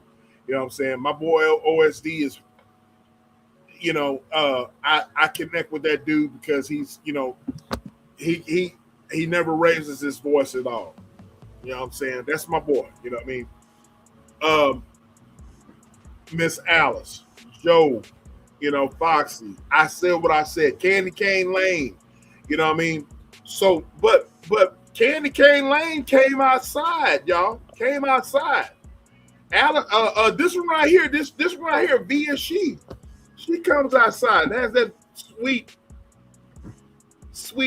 voice or whatever. You know what I'm saying? Sweet munchkin voice. But she comes outside too. But look, us men love women who can exude their ladylike features and behaviors, but at the same time can stand up for themselves. You understand what I'm saying? You don't have to be ratchet. You know what I mean? You don't have to come back here, DR. You ain't going nowhere. Come back here. Come back here, DR. Come back here. You ain't going nowhere. The night is not. Come back here. Yeah, Thrive and Glow with Joe. Yeah, she a little much. I think she is really 5 foot. Come back here, DR. I said, come back here. Look. So, with that being said, ladies, and we're gonna dive in that, and we're gonna dive in this another time. About class. You know what I mean? You can come out. You go out. You come outside. Defend yourself, especially when it comes to defending your family, defending your character and so forth. If somebody is disrespectful, you know what I mean? Same thing with men. I think a lot of times people they kind of confuse whenever you're quiet, and that's man or woman. Whenever you're quiet, and they kind of confuse that as being weak. Mm-hmm. You know what I mean? When in fact it's really not weak when you can exercise restraint. Jen, what do you think about all this? What do you think? I'm preaching, Jen J. What you think? Because you touched on it. You touched on social media. When you see folks on social media not exuding class and so forth. I'm putting you on the spot, Jen J. Go ahead. Yeah, I definitely touched on it. It's just like a game of double dutch. I'm just waiting to hop in at the right time. So, yeah. One thing I do want to say that I haven't heard anybody speak on yet in this conversation. I'm going to use boxing as an example. You don't have to be a boxing fan to understand this, but the point I'm trying to make, even with mixed martial arts, they have weight classes for a reason. There's a reason why someone of this size or this weight would not fight someone of this weight. Featherweight's not fighting the heavyweight, et cetera, et cetera. Sometimes I find that people are really filthy with their mouth, but there's nothing behind it. And they don't realize the person that they're going at got something behind it. And I found myself in those situations quite often in the past, as far as people taking me being quiet or not responding or maybe not engaging as I'm cowering, or maybe it even went over my head. I get that too. Oh, it just went over her head. She didn't catch that. Sometimes, just sometimes, I want people to consider it's me. I would use myself in this example. It's me practicing restraint, because if I swing on you, just using that example, if I'm a heavyweight and a featherweight is coming, bop, bop, bop, bop, bop, bop, bop, bop, bop, bop. If I swing on you, I know it won't be good for you. So some people, it's just a social media thing. They run their mouth. They don't come across people like me that will get their lights cut off. They don't come across people like me that will get a hold of their phone and be able to control their phone remotely. Yeah. You really got to be mindful who you're fucking with, and most of you don't know who you're fucking with. That's true. Online, That's true. She ain't lying. She ain't lying. and you thinking that the war is played the way that you know how to play it. You know how to play the talk shit game, and you're just gonna go back and forth. You're not used to people actually going outside. Yeah. And that's where people really, really miss out. You're not used to people pulling up on you in the supermarket and go, "What did you just say? What was you talking about?" She ain't lying. You're not used to that. And I want to emphasize that because people do a lot of talking. They do a lot of talking online.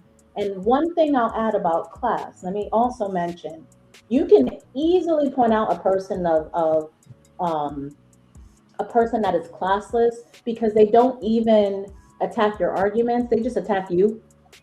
It's talking about you and your I don't like you with this, and your nails are tacky, and look at you, and they start attacking things that have nothing to do with the actual argument at hand. That's a red flag for this person wants any amount of decorum of class, because you just keep going for, look at her fat ass, and then look at her, look, she looks stupid, and look at his head, look at his, all this other stuff that has nothing to do with the original argument. So I say that I wish people would practice the level of restraint that I do sometimes, and you all have done it too in your personal lives where you're like, I could knock this motherfucker out right now, but I'm not, because I'm not trying to go to jail tonight. But I'm also I don't want to hurt people more than need be. You come into the fight with grapes, and I'm coming to the fight with an M4. That's all I'm saying. Okay.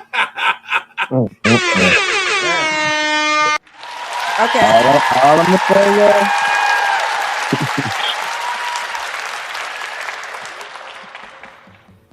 all I'm gonna say is, like that saying, you gonna fuck around and find out. So that's all I'm gonna say on it. Okay, how do y'all feel about intimidation? Well, I don't. Because I've been told that I be intimidating people. Well, let me answer that, Foxy.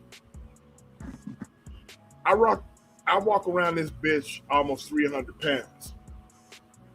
All right, and how tall are you? I'm 6 foot. Oh, okay, that answered. Okay, go continue on. I weigh right now, I'm probably about 297, 295, you know what I mean? Rounded off about 300 pounds, you know? So, I was told by, and I want to say shout out to my coach. Shout out to my coach, Renee. She said, SBK, and my coach, she coaches me on a lot of things. I haven't come forward with you guys yet, but I will, because you guys are my family. Thrive and Glow with Joe knows I'm telling the truth on this right here. But my coach, Renee, told me this. She said, SBK, you got to understand, as a black man, and she's a white lady. She's 4'11". She's about 4'11", married, wonderful lady. You know what I mean? Thrive and Glow with Joe. You can clip this out and send it to her. But she told me this, and it stuck with me. She said, you got to understand that as a black man, you have a beautiful smile. You have a beautiful smile, and you have a beautiful demeanor. And speaking from a white lady's perspective, people, you're already going to be stereotyped. You're a big black man. They're going to stereotype you as being mean and angry and so forth and so on. So use your characteristics. Use your characteristics that you have. You have a beautiful smile. I'm not saying this. She is saying this. Okay, I didn't say this. She said this. Shout out to her. Use use what the Creator has given you and build upon that. And what she meant was build upon your smile. Build don't lean towards the negative stereotypes that black men have. You know what I mean? You be the black man that is not going to adhere to the social norms of what a black man is perceived. You see what I'm saying? And that stuck with me. That stuck with me. You know what I mean? I was like, man, she's got a point. You know what I mean? So that's a great question, Foxy. I have to watch myself a lot of times whenever I'm in public, in business settings, because as a big old black man, walking around this bitch at 300 pounds, you got to understand that intimidation is already going to be there from the jump, right? Yeah. So perception in a lot of cases, sadly, is a lot of people's reality, right? What they perceive of you, what they see is reality. You know what I mean? And so you have to, if you don't exude angriness, you know what I mean? You don't be that way. You know what I mean? You be the person, you be the person that is in here. All right. Don't fake it. You know what I mean? You know what I mean? Do y'all understand what I'm saying? I hope I'm answering your question, Foxy. That's a wonderful question. Because I get that all the time, Foxy. I get a lot of, I'm one of those guys that I want to help a person. I don't want people to run from me. And see, that's the thing that my cousin said. She said you talk to people. She said you talk to people to a point, like if they piss you off, you'll talk to them. By the time you walk away, they standing there trying to figure out, did she just cuss me out? Did she just tell me off? She said you say what you got to say. You walk away and leave them hanging. Or you nip it in the bud before they get started. She said then you intimidate. Then they're scared to come up to you to say anything else to you because they don't know how to carry you. Because they look at you one way, but when you respond, it throws them off. Exactly, Foxy, because what you just said, that last statement, whenever you respond, it throws them off. I think in a lot of cases, I'm just speaking for me, whenever I speak to people, it really throws them off. They might think that looking at me, I'm an angry black man, right? But that's not the case at all. You know what I mean? Because I'm always going to put class, as we're talking about tonight, I'm always going to put class over perception. The perception of me is not going to be what they think. You see? You know what I'm saying? So that is the reason why, and I had this in my sermon notes tonight, ladies and gentlemen, that is the reason why I refuse.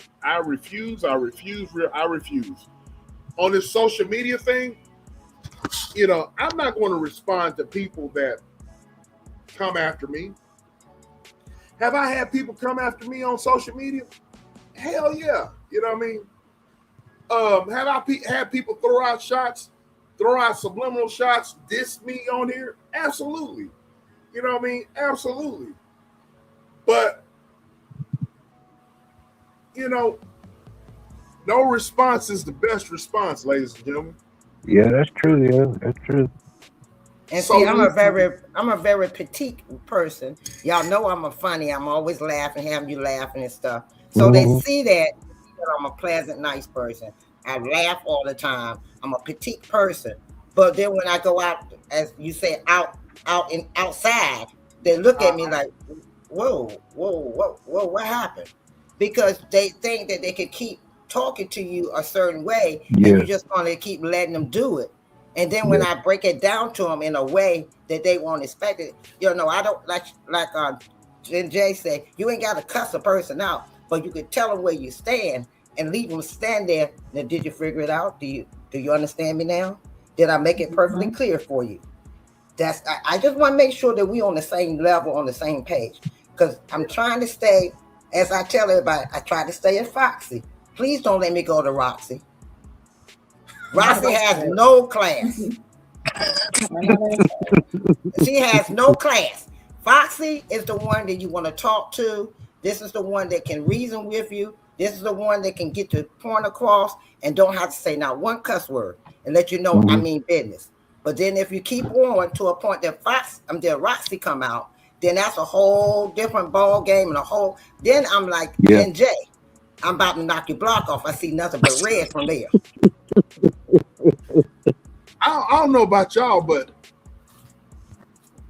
I'm being SBK. Look,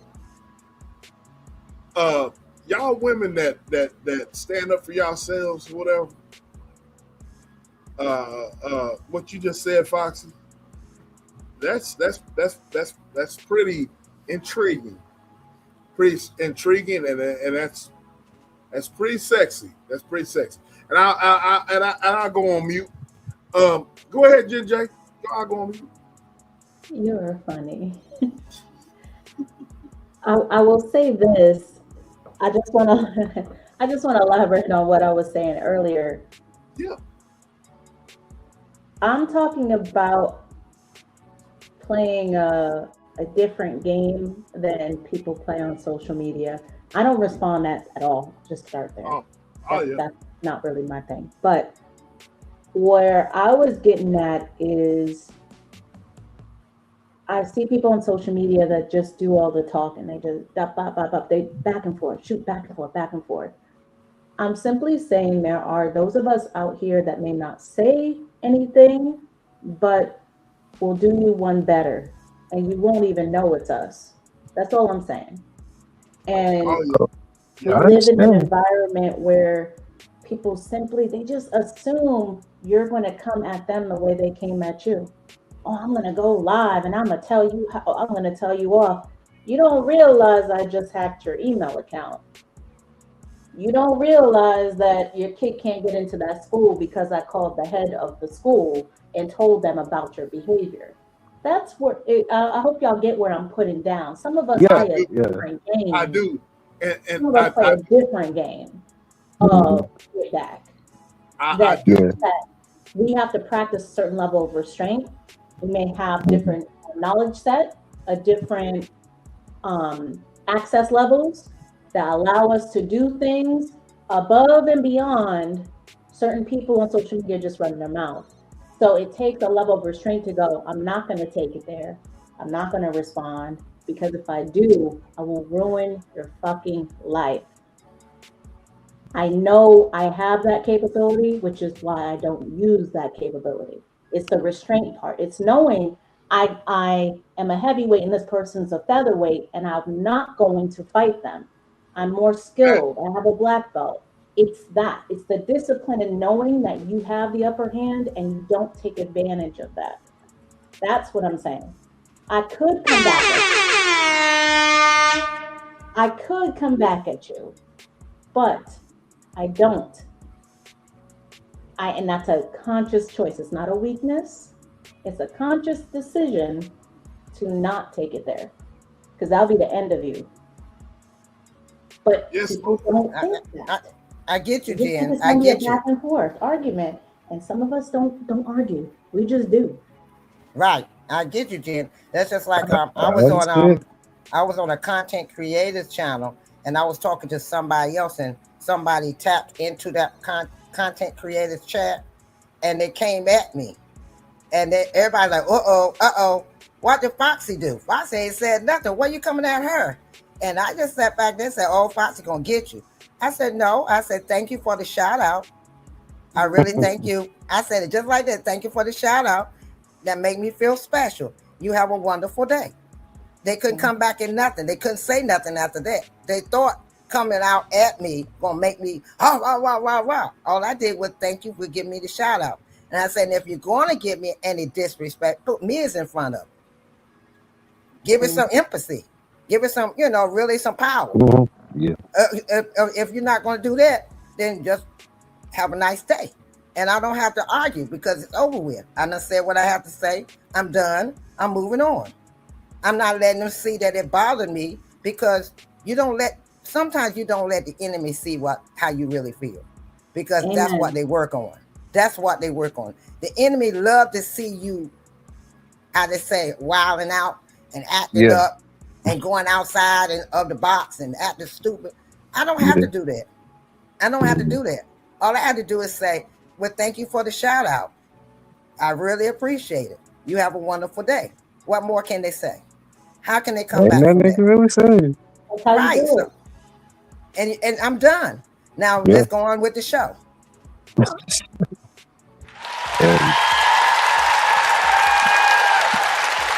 It's called having discipline, and I think that ties into the class conversation. It's called having discipline. Right. Just because you can doesn't mean you should. And I could with me being in the government, I could do this and that. The fact that you don't, it's a level of discipline that's required, because people will try you. Oh, they will try you. Yeah, and see, with me being in the level of the federal government that I was in, I had to do a lot of discipline. Woo, did I have to do a lot of discipline, especially when you're dealing with the overseas people that don't appreciate women. Yeah. And they come in and totally disrespect you, and you still got to sit there and smile. Yeah. And deal with them, and they look down at you like you beneath them. And them the ones I love. Oh, damn, I love them. I love them because they stand there and they're lost when I get through with them. They stand there like, But I've had to learn the hard way. Let me play a clip, okay? Let me play a clip for y'all, and we'll get into this. This is exactly the clip that I'm about to play for y'all. Is exactly what I'm talking about right now. All right. Here we go. Y'all ready? Ready. All right. So recently, my guys Matt Barnes and Steven Jackson on their wonderful podcast / digital show, All the Smoke, they had President Barack Obama on, and Barack Obama basically called Donald Trump a hoe. Y'all take a listen, and we'll discuss after. I do worry sometimes. I've heard some of the guys talk about changes in the locker room now and how kids are, some of the younger players, instead of just talking or playing some Midwest or something, everybody just like talk to your phone on the phone. Different. The other thing I believe in, and part of what we try to teach in our leadership training is, I believe in face-to-face. Mm-hmm. I believe in conversation. Mm-hmm. So if this, whoever you were talking about was in front of me, which has happened a couple times, he don't talk like that because he knows better. It ain't never that. And I think there is that filter of the phone creates a situation both where people just say kind of crazy stuff that they would never say with no consequences to your face. All right. Obama said, when we face to face, you got a different energy. You don't keep that same energy that you keep when you on True Social, when you on these other platforms, when you speaking at the little press conferences. When we hear ho. And I am screaming with laughter. But y'all let me know what y'all think. Say, hey man, Donald Trump, you kind of a hoe. Well, you saw that at one of the funerals. Who was it? Carter's funeral? Remember at Carter's funeral? Yeah. And he had to sit beside Obama. He was chit-chatting with Obama like there was no problem, like they were best of buds. Yeah, see, the thing about it is, Joe, get your ass up here. Get your ass up here. I'm gonna bring you up here. The thing about it is, fam, here on y'all fam, whether y'all want to admit it or not, y'all fam. Well, the thing about I better it be is, fam. oh, absolutely. The thing about it is this: what I see on social media is this. I've had, and I'm speaking personally, all right.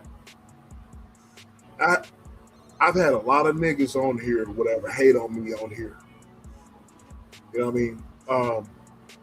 Yes, they have hated on me. Little old content creator me. You know what I mean? You know Foxy. You already know Foxy. Yeah, because I had to come to your defense one time. I don't care what nobody said. I know you was a man, but I was coming for them because you ain't gonna mess with my SPK now. Okay, I'm back. I've had Candy Cane Lane. You in the bushes. Look, I've had some mofos in here, man, on social media come at me. You know what I mean? On multiple occasions. Sleep. This is when I first got on here, a lot of disses, subliminal, you know. But the thing about it is, none of those ninjas, none of them, not a single one of them would say that to my face. Not a one of them. They would pull a Donald Trump and shit on themselves if they saw me face to face. That's a fact, Jack. You know what I mean? Yeah. If all the mofos or whatever on here, all the motherfuckers on here that have talked shit about me or whatever, you know what I mean, tag me in bullshit, or if they saw me face to face and looked at me face to face on the streets, I'm just being honest. Jim J, Yeah. you spoke on it just now. If these motherfuckers saw me or whatever, they would, you know what I mean? That'd be, oh, how you doing, sir? Yeah, they'll switch their whole shit up. Kevin, you know what I'm talking about. How you doing? Yeah. How you doing, sir? I'll pack your bags, sir. Yeah. I will clean your boots, sir. Yeah. You know what I mean? Yeah. So all I'm saying is this. There's a reason why I'm coming up with this. It's because you cannot let social media consume you to the point to where these mofos are taking you off of your square. They are taking you off of your grind. They are taking you off of your mindset. You understand? If you are on social media to get monetized and you got a message, whatever, stay on your damn grind. You know what I mean? Do not let the outside distractions deter you from where you need to go, because they're going to be there. Candy Cane Lane, you got it. You know, you're beautiful. You speak well. You're going to have these mofos. I'm telling you, you know what I'm saying? And you've had it. You was outside dealing with some stuff. Y'all cool, but, you know, you're going to have more. So I'm just saying all that to say, I'm saying all that to say this. You know what I mean? On social media, look, ain't nothing different from social media other than the fact that mofos can talk shit online and cannot be held accountable in person. Yeah. The only thing on the street, if you're a street nigga or whatever, and you've been on the street and you've been doing your thing and you're making money, are you listening to me? You making money and you're doing your thing. And you're making money. You're grinding. You're shining. You know what I mean? You're minding your business. You're going to have haters out there. Hell yeah. They're going to sit there and just accuse you of everything under the sun. They're going to talk about, oh, this dude thinks that he's this, that, and the other. You know what I mean? Yeah, I know what you mean. Exactly. You got to consider the source and then move accordingly. Cut those mofos off. Keep on doing. Don't even address them. You know what I mean? I don't address no mofo online. I don't address no mofo online. I don't. That's a waste of time. Yeah. I mean, that's a waste of energy. You have too much positive energy Okay, everybody that I have met on here so far, or even on this panel right now, have so much positive energy. You don't have time for the negative energy because it drains you. And all of y'all have positive energy. Look at SBK. You raised a daughter by yourself. You did a damn good job, but you had to stay positive to make sure your daughter go in a positive direction. Look at your bestie Joe. She had to raise her her child. She had to stay positive. I don't know if you have any, Jen, or you and y'all have any children, but if you did, I know you had to stay in a positive mindset to make sure your children go the right direction. So I had to regroup in my life because I was out there street hood rat somewhat. I went all the way. I was somewhat. I'm clear that up. I wasn't all the way hood rat, but I was out there. I could have went a different direction, but I had to realize I had children. And what example am I showing my children? So I had to regroup and had to get my life together and go a positive direction. So when you're dealing with negative, well, you toot it up when it's time to toot it up, right? That part. Okay, all right. Oh, I ain't dead on that now. Okay, there's some skills you got to keep. Okay. Then there's some skills you got to change. And some mindsets you got to change. And everything that look good ain't good. Okay? Yeah, that's true. Yeah, that's true. Yeah, that's true. So you got to start using your mindset. You got to go out here and use your mindset because your body is a diamond. Your body is your palace. And when you mess that palace up, you mess up everything. So you got to go with a different mindset to keep that palace in the right direction and keep it standing and not on how they say sandy ground. You got to keep it on solid ground. And I had to regroup. And like I said, when I went and started working in the federal government and had to deal with a lot of people that did not respect women, I had to regroup. But normally Southeast would come out of me real quick. What the fuck? Did you say what? I'm a what woman? I'm a what? But I had to regroup because I was in a business setting and I had to regroup and use my mindset to go a different direction to get the respect that I needed from that person. And like Jen said, you have to condition yourself to be able to handle that. And that's why now anybody can throw something at me and I go, okay, thank you. Anything else? You finished? Okay, now can we move on to the next subject? And that's how I ended. I'm done. I'm not going to argue with you. I'm not going to stand there, go back and forth with you. Because if I get to that point, like I said, Roxy come out and she just don't have no clue. She have no clue. Not at all. I'm going to say this here. Look, I'm going to say this here. Now I'm going to let Joe speak. I've been we're trying to get Joe to get up here. But she's finally here. Look, as a man, I'm speaking as a man. B is she, as a man, as a man, look, as a man, I'm speaking as a man.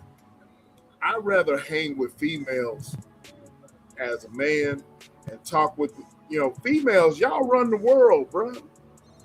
Y'all do. Y'all lead the industry in shopping and shopping habits and all of that. Fashion. Y'all lead it. Y'all run it. You know what I mean? So I love y'all. I love all of y'all. You know what I'm saying? With that being said, as a red-blooded American man with the juices flowing and all that, I ain't got time to be hollering at no another hard head. You know what I mean? I ain't got time for that. I'm not going to answer. I'm not going to be hollering at no hard head. You know what I mean? No stress whatsoever. I ain't beefing. I ain't beefing with no ninja online or no ninja online. You know what I mean? I'm gonna, I'm monetized on this here YouTube streets. and I'm trying to make money. I'm trying to build with y'all. I'm trying to build a community with y'all, and that's where it's at. I'm not fit to answer. Look, the best response, and I've said this for years now, since I've been on YouTube. The best response is no response at all. I'm going to exude class-like behavior when it's not popular. Now, look, there's a time to respond and there's a time to not respond, but you can respond in class and move on. You don't have to keep reiterating things. You know what I mean? I'm a man. Look, I'm not in my feelings at all. Foxy, I'm not in my feelings at all. I don't respect any man that I don't believe any man should sit there, man. Foxy, you're old school. You in my generation. I don't respect any man that complains and whines and all this shit. You know what I mean? I'm not fit to do all that. You know what I mean? I'm going to handle my business accordingly and move silently and move like I'm supposed to move. All right? Right. And I encourage every red-blooded American man to do the same. All right? Right. Because you and what is the gentleman's name over there? Kevin. You and Kevin. Okay. Both of y'all YouTubers. Okay. Content creators. Okay. I was following a guy that was a content creator. And what made me stop following him was every time I turned around, he was whining about he ain't got no money. But the whole time he's smoking weed online. He's rolling up a joint and talking about this is it. His YouTube is his job, and if he don't get monetized, then he's whining. Okay, well, if you stop smoking, get your fat ass up out of your chair and get out there and do a damn job like a man, then you wouldn't have time to whine. That's me.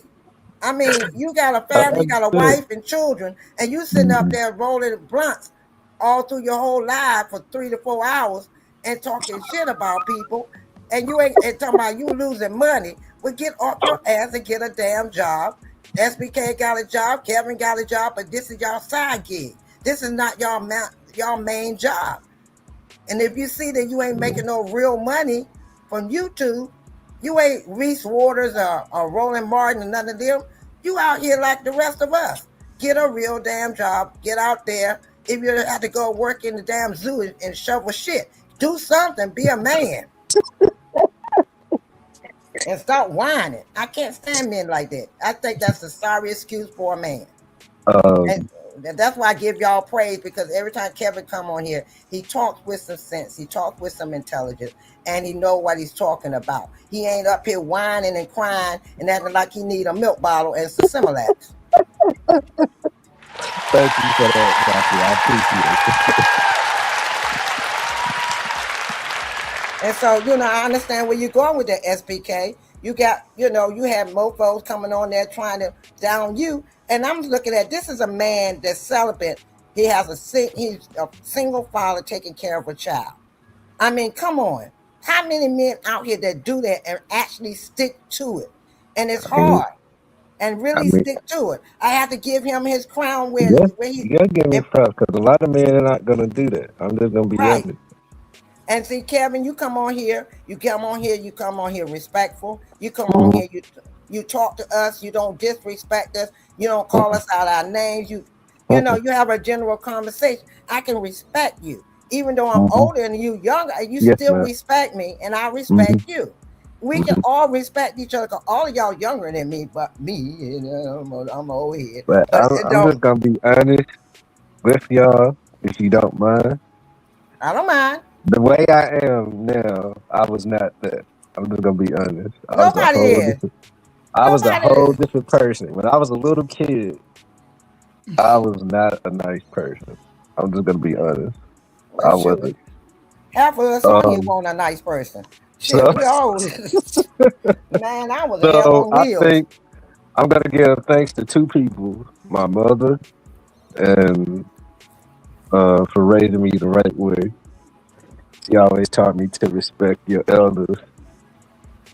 You know what I'm saying? And that stuck with me. And the other person is my girlfriend because, you know what I'm saying?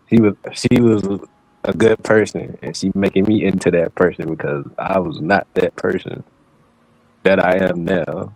You know what I'm saying? I'm a whole different person now, and I'm still working on myself. So And that's a good thing. You admitting that you're working on yourself. Do you know how many mofos out there that can't even say that? Can't yeah, even it's a lot. say that. It's There's a a lot. lot of them out here. So that's why I say I'm giving you your crown too, because you admitting that the women in your life that have changed you and helped you to be a better person. And a lot of these mofos don't want to change. That's why the other night when he was on and I said, I'm stopped dating because I'm finding men that want to control you instead of work with you. I want a man to grow with. I don't want a man, I don't want to tell him what to do, and I don't want him telling me what to do. I want us to work to grow together and respect each other and trust each other. And if we ain't got none of that, I ain't got time for you. Go ahead. Yes, I don't even want your shoes under my bed. Don't even leave them at the door. Keep going. You came in with your shoes, go out the door with your shoes on. You are not putting them under my bed or at my door. Yes, ma'am. But like I was saying, but yeah, those are two Do you have any kids, Kevin? I had a little girl, but she passed away. Oh, I'm sorry. I'm sorry. You all right? And, but at least you had that experience, a little bit of that experience. Yeah. You get what I'm saying? So, you have a lot of respect for women. Like you said, your mother taught you that. Just like I taught my son to have respect for women. And my son having it hard, y'all. He's having it real hard because the young girls want to fight him, and he don't put his hands on women. And they feel that you don't love them if you don't beat the shit out of them. And my son said, Mom, I'm not understanding that. Why do they want me to put my hands on them? I don't want to. I just want to talk it out, and they don't want to talk it out. They want to cuss and call me out of my name and try to fight me. And he said, I'm not down with that. Because he's raised by, me and his stepfather who raised him. He raised him to respect women, and he was trying to show him, I respect your mother. This is how you respect women. And that's why he went by. And he never put his hands on me. He never called me out of my name. So my son went by that example. Yeah. Because that's another thing. See, I didn't have my father in my life. So my mother was like my father at the end of the day. So you had that double power. Yeah, so I seen her went through things that I wasn't supposed to see in life. So I knew I had to grow up real fast. And I was 17 at the time. Right. So but now you're classy. You get what I'm saying? You're classy. Yes, man. Yes, you're respectable. You're classy. See, you got class with you. SBK got class with him because he has morals. He has standards. Yeah. And that's a lot of that comes in play too with classiness. It's your morals and your standards and your empathy. When you ain't got none of that, then you trashy as hell. Yeah. I'm being straight up. You're right. I mean, because my mother, she taught me that like early. You know what I'm saying? She always say respect your elders. You know what I'm saying? So it just stuck with me, and I always been like that. And see, Joe, I've met her on here, and she's classy. Joe's a sweet person, man. Joe always been a humble person, and I can respect that. Now I can tell she can go outside when she won't. Don't get it twisted. Don't get it twisted, though. But when she starts throwing that hair back, you better look out. She's coming for you. Yeah, because like when I see Joe in the gym working out, I'm like, Joe looks sweet, but it looks like she can hurt somebody at the same time. So I'm like, all right, I'm just gonna give her grace and let her do her thing. She can give you some words. Now I have this gut feeling. I don't know her, but I know enough that I can tell that if you take her out of the box, she gonna come out the box with me. Don't act like you innocent. Don't do that, Joe. Don't do that at all.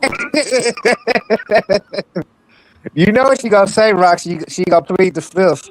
You know that's what she about to say. I know she gonna plead the fifth. You saw how she smiled and put her hand on her chin. Like I ain't gonna. Wait a minute. She ain't threw the hair back yet. Wait a minute. Wait till she throw the hair back. Then she really gonna play the role. Yep. Okay, I'm gonna leave you alone, Joe. I love you, girl. I love you.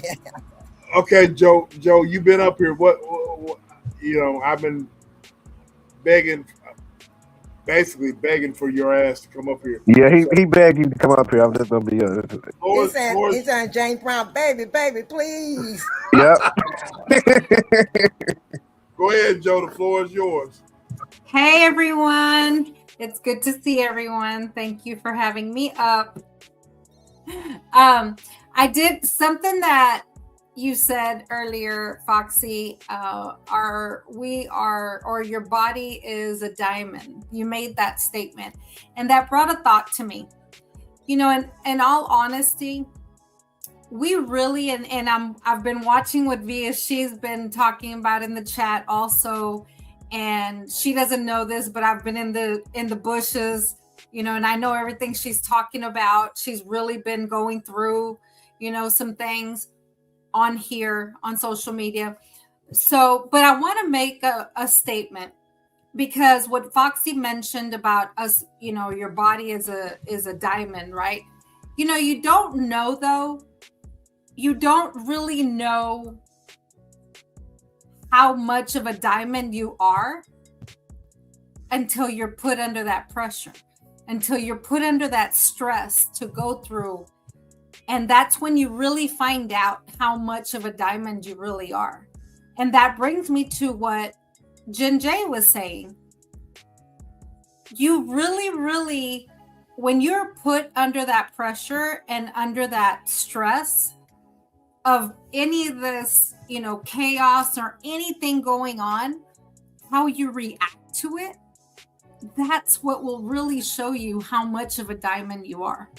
That's what will really show everyone else how much of class that you really have, right? Because your reaction to the pressure you're put under, or the stress or the chaos that you're put under, your reaction is going to show your level of class. And that is, we're talking about these people on this thumbnail, they were put in a position of power. They were put in a position of the president of the free world. Okay. The way they reacted to that status, to that position, is really shown what they can handle, how they handle it, and what true class they had or didn't have. Regardless of whether you were a politician beforehand or not. And I'm sorry, I was in the back hollering, just listening to everything that Bestie was showing out there, and just the contrast side by side, listening to to it. And I don't care what you think or what you thought. Anyone who voted, I'm sorry. And no, I'm not sorry, because it really shows class of the person making the choice of who you vote for, or who you choose to go behind, who you choose to back. It really shows a lot about the person too. I'm sorry, but it does, because you have to, the way I put it, since Foxy was talking about our children, right, and raising other children, that's what I think about. I think about, who do I want my son to mimic after? Who do I want my son, and y'all know Bestie, right? What y'all see, what you see is what you get. Now, when I put him in front of my son, I want my son to look up to somebody, right? I wouldn't put just trash in front of my son and tell my son, I want you to be like this person, or I want this person to mentor you, or to give you advice, or for you to take advice from this person. That's what I think about when I'm going to vote for somebody, or I'm going to back up somebody. I'm not going to just back up somebody just because I think they can make me some money. You know, I mean, come on. You know, we gotta, you know, my son the other day, y'all, this is Gen X, right? He said, Mom, I don't think there's any common sense in the world anymore. And that's sad. That's sad, you know? It is. Because we need to have common sense. You still need to have some common sense out here. So anyway, that's what I think about class versus classless. It's like, how do you react to life? That's what's going to show your class. True. And I see how you react to a lot of things, Joe. And you know, you respond with, mostly everybody on here respond with class. There's nobody, you know, we had a few in the, you know, when I first started watching SBK that was out there, you know, out there in Wonderland.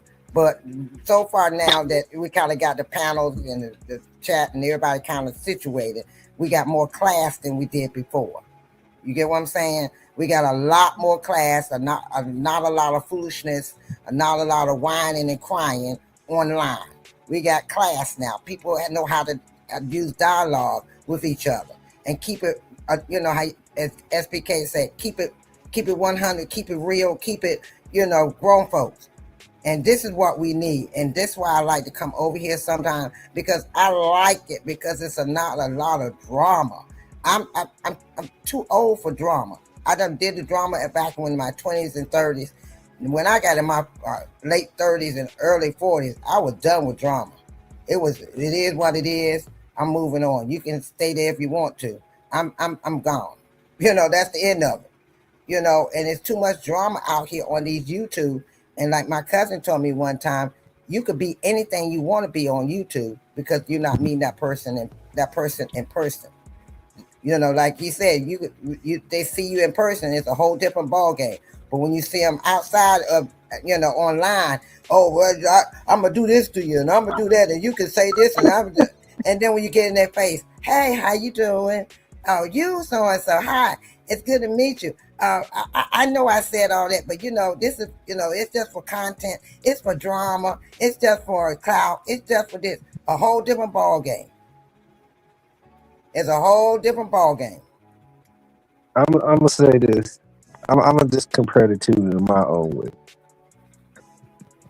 When you talk about SBK and Joe and E, for example, them three people right there.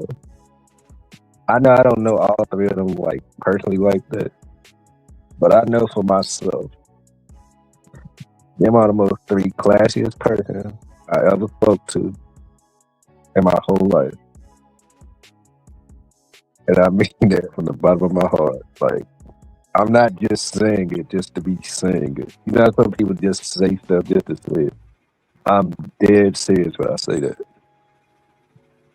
I said what I said too. She has me laughing. She's a real OG. I love her.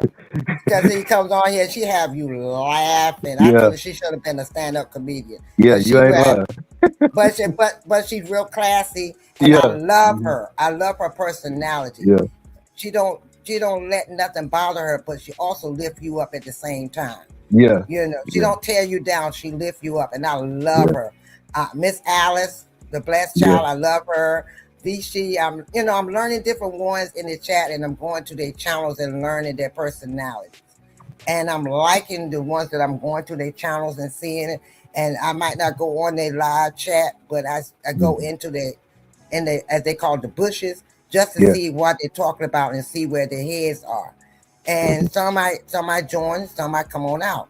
But you know, it's how you know, I met a lot of them, and I really, like I said, I had to give Joe her crown. I had to give SBK his crown. I had to give, I said what I said, her crown, because a lot of these people had to go through something to get where they are now.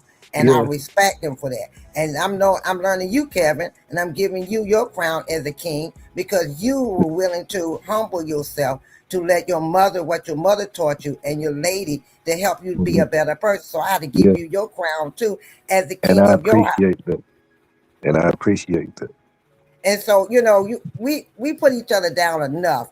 We got society putting us down enough. We got to start lifting each other up. And that's the problem I have.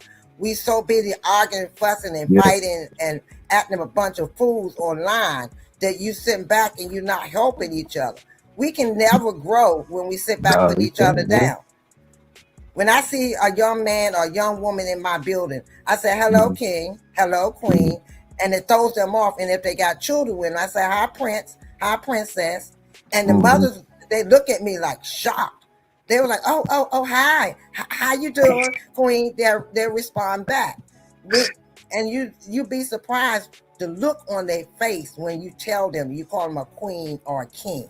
It makes their day. It makes them feel like somebody see them. They don't see through them, they see them. Yeah. And that's why I try to give, whenever I'm on SPK channel, I try to uplift everybody on there, because I'm the oldest on here of everybody so far.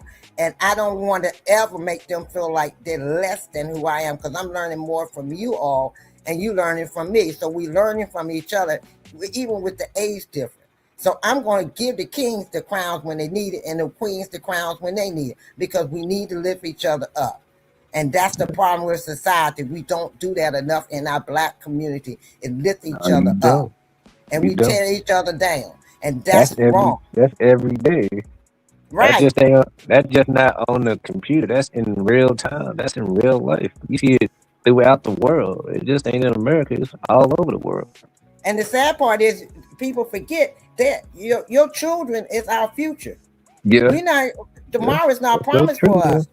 And what we show them is what they got to go through for the rest of their life, and how to handle society. And I just try to be the positive person that I am, even though I know that it's hard sometimes to be like that, but I just try to stick to it the best way I can. But you got to understand, baby, there's hard times. You're going to have hard times. You're going to have good times. Yeah. Nothing is perfect. There's nothing perfect on this earth. You're going to go through your hard times. It's how you handle your hard times that really matter. And you got to look at somebody's looking at you, what you do and how you handle it. And if they see you doing it in a positive way, they're going to follow suit, because my daddy did it this way. My mom, you said your mother was showed you the right way. You said I'm a representative of my mother. Yeah, and I am. You get what I'm saying? And then you turn around and top it off with I'm a representative of my woman. So I got to walk around here if I'm gonna be a king, I got to show her an example of how to be a king, so she can continue being my queen. Yeah, and I call her that. It's funny you said that, because that's what I call her. And see, this is what we need to do as Black. And see, that's why I say Obama had class, because he's showing his wife that she's the queen of his life, and she's showing him he's the king. She's not taking his crown. She's putting the crown on him to show him, and she's straightening it up. And he turned around and straightened her crown up to let her know, you represent me too, baby. Because it's like I said earlier, they showing what real love is. And a lot of people don't know how to do that these days. They say they love each other, but they really don't. I feel like it's more lust than love these days. It is, and more lust than it is love. Just like SBK, he straightened his daughter's crown up. Every time she walked through that door, he straightened her crown up to let her know, this is how I want you. You are still a queen, baby. You a princess now, but eventually you're going to be a queen. Yeah. You get what I'm saying? So he's straightening her crown up every day of her life to let her know that I'm still the king. I'm going to protect you. I'm going to be your guardian. But eventually I can't be your guardian. But I'm going to show you how a man should treat a woman. So when you get out here and meet that man, you can say, that ain't how my daddy taught me. That ain't how my daddy did this. She's gonna look for a man that's like her father more so than a man on the street that ain't gonna be about shit. Yeah. And same with you. If you have you and your lady having the children, they're gonna look up to you, and they're gonna see what kind of father you're gonna be, and what kind of king you're gonna be, and how you treat their mother. Yes, ma'am. Yes, ma'am. So I digress. I'm taking over SBK show, and I'm sorry. Yes, ma'am. He don't mind. He'd rather hear you speak. You know what I'm saying? He not gonna care. I'm just gonna be honest. SBK, you're on mute, baby. Yeah.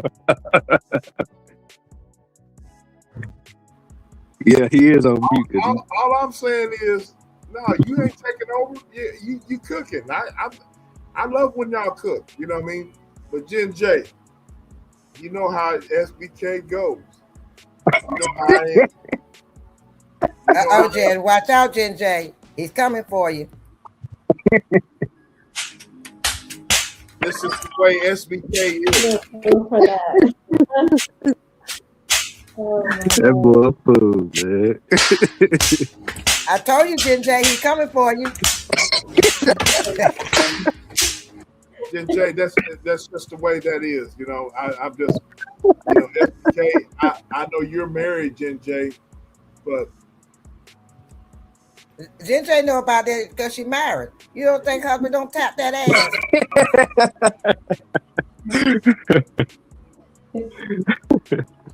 y'all crazy as hell, boy. Y'all crazy But as hell. yeah, man. I think Miss Foxy's right. We need to have a lot more conversation like this because it's peaceful and calm. Ain't nobody really spazzing out or crashing out, and the show controls how it is, and the chat is respectful. And is, I mean, when I came over here, a lot of people didn't know who I was, so I had to blend in. You know what I'm saying? But And you blended in great. You blended in great. And a lot of people that had come over here, I didn't know nothing about SBK. I was referred to him, and I said, well, let me check him out, see what his show is all about.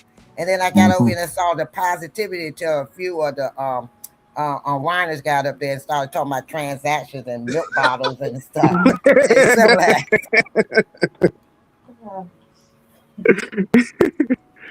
But yeah, man, it's like I said earlier, man. SBK is one of the humblest dudes I know.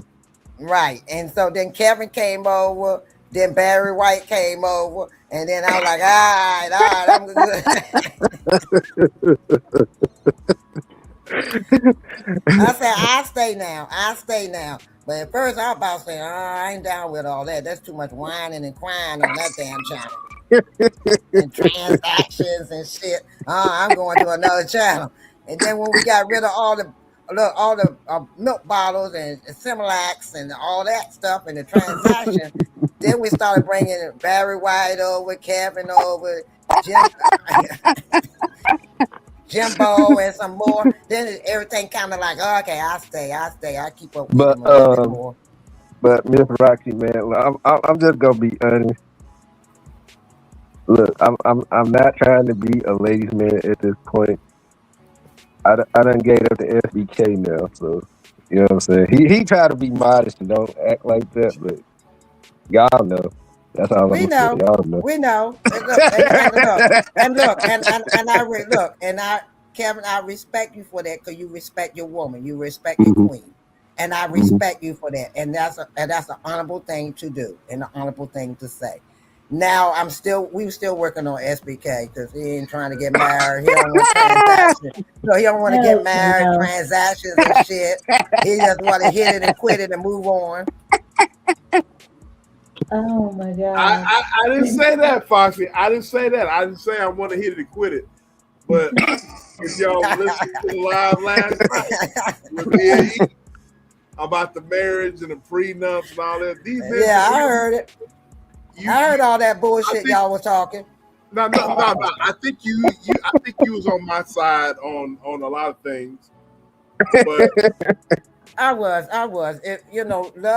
Love is a big 75% is love. The rest, the 35% is action. Absolutely. You got to have some level of love in there. Because and the 35% is action. And if you don't have that love for somebody, I mean, you can dislike somebody, but that don't mean you hate them. It's a thin line between love and hate. Yeah. It's a thin line. And when that song came out, they were honest about it. It is a thin line between love and hate. And yeah, homeboy woke up in the hospital batting for beat the head. Okay, anyway. But I'm just saying. Mr. Rock, you gonna make me watch that movie. But the thing is, you know, you got to have love in a relationship. And Yeah, right you now, do. Kevin, you stated that you call her your queen. She Yes, made you ma'am. better. That's love. That is a form of love. You can make a person better with love. Like I told him in the beginning, me and my husband, for the first 5 years, man, it Mhm. was a thin line between love and hate there for a moment. It was Yes, a ma'am. thin line. Mhm. And then I said, what's good for the goose is good for the gander. But then I started saying, wait a minute, I'm doing the same thing he's doing. We ain't getting nowhere with this. No. But we finally sat down and talked it out, and we came together. And the rest of the years, we was in love. I mean, really in love. We could finish each other's sentences. We could get so mad with each other that we be toe to toe in each other's face. One of us would say, baby, let's agree to disagree. Okay, we go our separate ways. And I tell him, you hungry? Or something like that. And I go fix them something to eat. And me and him sit down and eat and laugh and talk or watch TV or listen to some music. And it's over with. The argument is over with. Yeah. But that's love. And Yeah. when he got sick, the last 7 years of his life, I took care of him. And that's because of love. I didn't Yeah. care about, how hard it was. He gave, it wasn't easy. He gave me a hard time through some of it, but I still loved him because I know where we came from and where we was at. And we were better for each other at that time. And I was there until the end. But like I said, it's hard for me now to date. And this is another subject I hope one day SBK bring up. It's hard when you've been in a relationship and you're no longer in that relationship and they ended on a good note. It's hard to not compare the next person to that person. Yeah. Because it's hard for me right now because I'm looking for a man that trusts me. If I say I'm going to the store, I can go to the store. I don't have to call you every move I make. Yes, I ma'am. done got to, if I'm going to the store, I'm going to the store. I'm letting you know, baby, I made it to the store. I'm good. I'll be home soon. That's the end of it. I shouldn't have to keep calling you if I go to another store and another store. Because that's what women do. We don't go to one store and come back. We go to several stores before we come back. Yeah. And don't sit back and tell me I got to choose between you and my church or my faith. Now you don't cross the line, brother. Man, God is there all the time. You like a envelope. I can step on you and push you and put you in the garbage can and keep it moving. Yeah. Yeah. And another thing I will say. And God never left me. He never leave me. Another thing I will say. You know how people be down, like when people be down and you have to uplift people. And I had to do that with my girlfriend because sometimes, some people say they want to quit. And I tell her, you can't quit. And you gotta have that. You gotta have that support. Whatever you want to do, I tell her, whatever you want to do in life, you can do it. Because I you told got her, her back. Yeah, I got your back 100%. No matter, you gonna have good days, you gonna have bad days. You're not gonna have some good days. And I mean, sometimes I be like I am right now. Sometimes I may be angry. Sometimes I may not say anything. But she always gonna lift me up no matter what type of mood I'm in. So I like it and I appreciate her for that. And see, that's the thing is a lot of people, like you said, it's more about sex than it is about relationship. Mm-hmm. And everybody's body ain't gonna be the same. What you gonna do when that person gets injured and they can't do it no more? Yeah, that's true. What you gonna do? They gonna move on. You gonna move on to the next person. So yeah. you done lost somebody that you started caring for because it was all about sex. Yeah. So you gotta be wise about what you do and who you do it with. Yeah, that's and true. And like they said, everything that look good ain't good. Yeah, that's Use true. your head.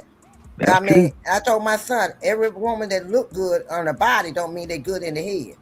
No, they not. Yeah. They could be cray as hell. Yeah, Pretty, that's true. have a beautiful smile, and crazy as hell, ready to cut you up and kill you. I love me. If I don't love me, then I gotta love me first, and I can't love nobody else if I don't love myself. That's right. And a lot of people, and that's another thing. A lot of people do not love themselves. And see, A that's lot the of thing people, is, Trump a don't lot love of people himself. wish they was white, than wish they was their own color. I'm like, bro, do you But think look about? at Do Trump. you realize what you just said? You want to be white. Do you realize the difference in that? But look at Trump. Trump ain't happy with himself. He's Oh, we miserable with his know own that. damn self. Yeah. He's miserable with his own damn self because he don't even know how to talk to kids. The kids out there for Easter. He talking about automatic signing and all this stuff, and the kids at him like, what? Huh? You got 6 years old and 5 years old out there looking at you like, what are you talking about? You talking about what Biden did? They don't know nothing about what Biden did with No. Congress and stuff, and he don't know anything about children.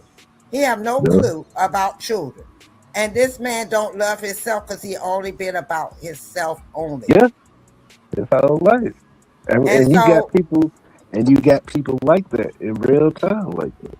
He ain't right, the only one.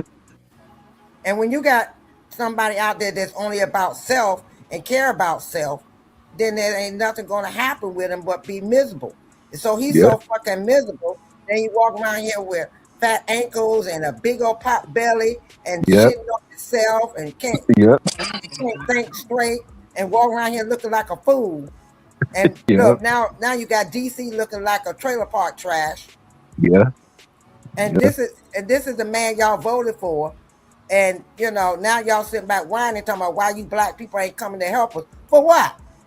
We told you to stay the fuck away from him. Y'all Yeah. said no. Yeah. We warned him. Now you Yeah. got him. Now you Yeah. whining. Yeah. Especially them farmers. Oh, them damn farmers get on my nerve whining. Jesus Christ. Well, y'all was the one that got them loans. Y'all got them PP loans. Y'all got them farmer bill loans. Now he done snatched Yeah. all of them. Now y'all want to whine and ask us to come and fight with y'all. If you know when they got out there protest, you didn't see not one of us implements out there with them. You saw Nope. maybe a handful, but you didn't see as Yeah. many as before. Because No. why? Because the first thing they're gonna do is start spraying with pepper spray and all this stuff. Yeah. Look what happened in Michigan. When the black Yeah. folks got out there, what happened? They started doing all these pepper bombs and all this Yep. stuff.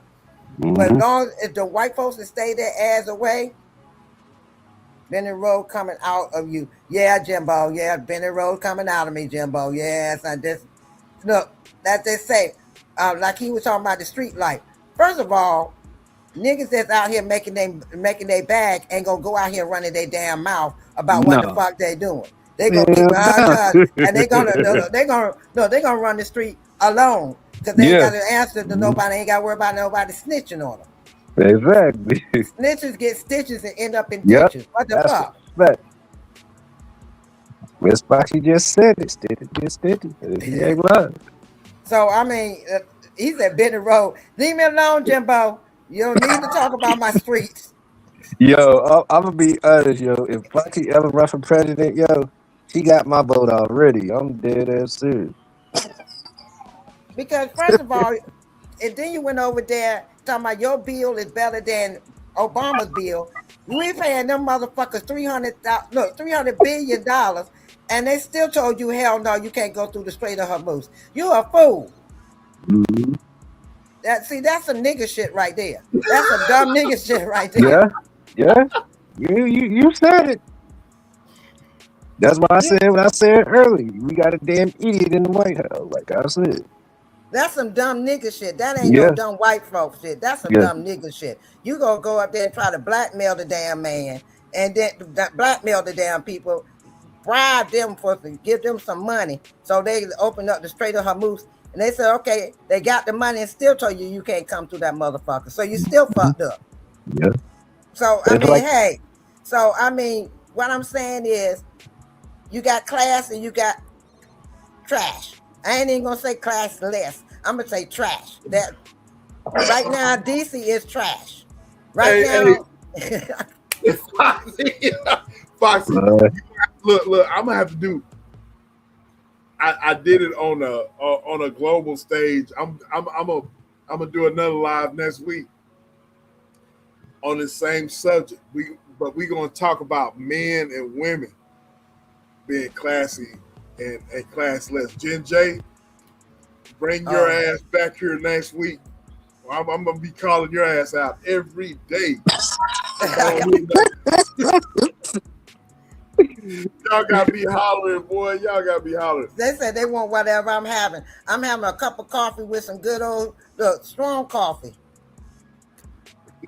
Yeah, she done spiked it.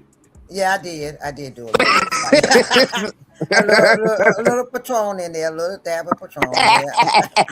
Shh. Don't tell all my secrets.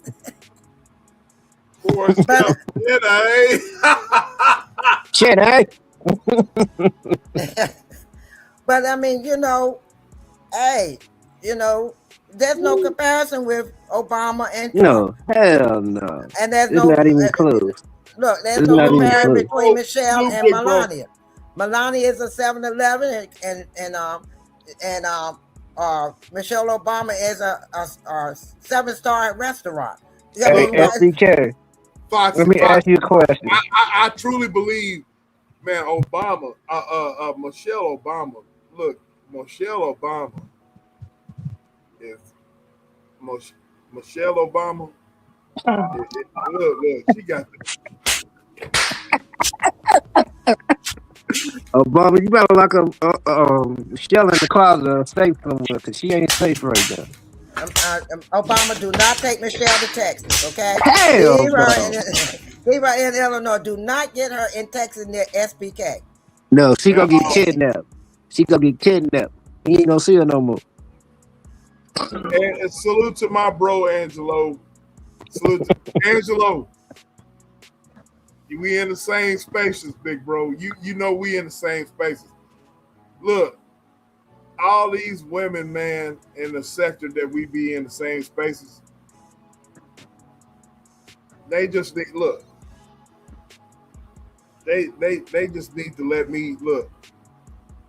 They just Angelo, you in here? They just need to let me do this. They need to just let me do this.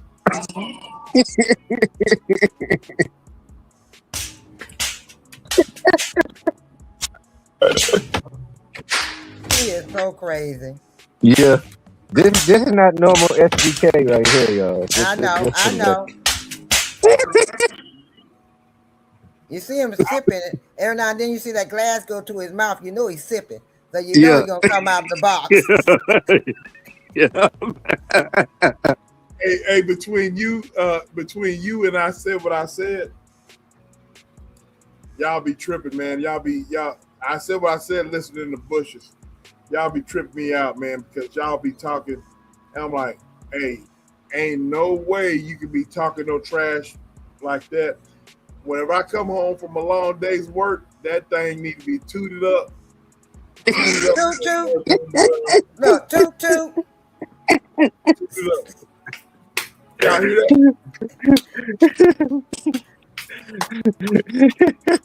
They say toot. Miss Roxy, you see what you started now? I know. I always started that movement. I always start that movement with him. He always come back. Hey, I ain't doing no play. I ain't playing no game. You hear that? I come home from a long days of work. All I want to know is it tooted up and it look.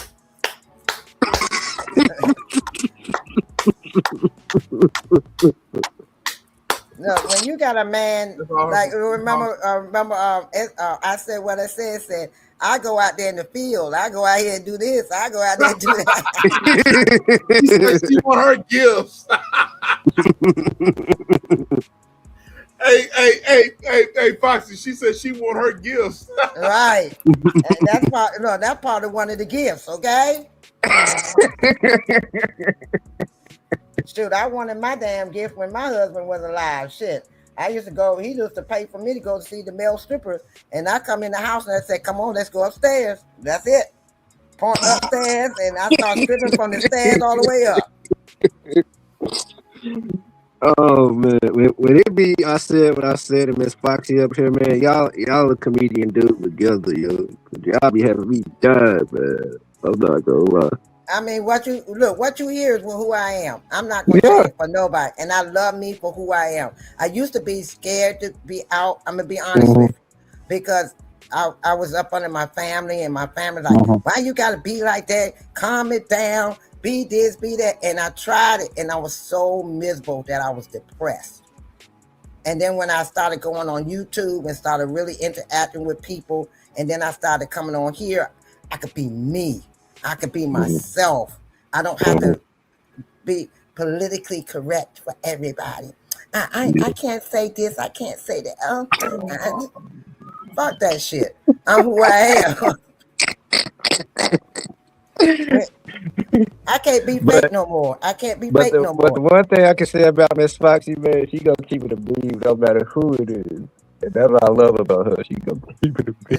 Especially that. Look, the first time I came on SBK Live, and the second time, and this Negro started talking about transactions. I said, "What the fuck?" I had to calm down because he had pissed me off. Talking about, well, sex is a transaction and life is a transaction. A relationship is a transaction. What the fuck are you talking about? Then you talking about you want to have sex with a woman and she on her menstrual cycle. Y'all say you nasty bastard. You talking about transaction and some more shit. I said, Negro. I came in and I went off on him. Then I said, I'm sorry, SBK. I didn't mean to disrespect your child. SBK said, no, you didn't do it. Everybody was on there because I couldn't hold it no longer. He kept talking about trying to come with the women, talking about that's a transaction. SBK kept trying to talk to him. The women on there kept trying. I said, fuck that. Y'all being nice. Fuck that. I'm coming on there being nasty. Why in the hell are you talking about? That's a bunch of bullshit. You talking. That's some dumb ass shit. Like I said, Miss Foxy, you want the president. I'm right there with you. I ain't gonna hold you. Now, when it comes to me being president, then that's when I carry myself with class and respect, and I would talk to you accordingly. Yes, ma'am. But when I'm outside of that, don't get it twisted. Don't take this smile for granted. Don't take this niceness for granted. That's when you see Foxy, and I keep telling you she wants you. Oh, Miss Foxy, I'm not gonna bring the other side of you out of you. I promise you that. Foxy, and the ladies in the chat, that if you have courage to answer, I know Foxy, you're gonna answer. Let me set this last sip. Because I look at, you know what I'm saying? I look at Miss Foxy and I say what I say. I look at them as the OGs because they got a lot of wisdom with them and they can teach you a lot of stuff. So that's just how I look at it. Foxy, we're gonna get into. I think we're gonna continue this classiness thing next week.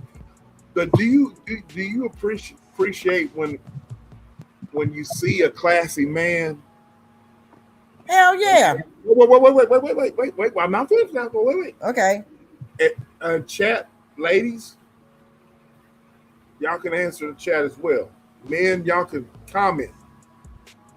Speaking to a beautiful, classy lady as in Foxy, do you appreciate a classy man? But you know when he gets home,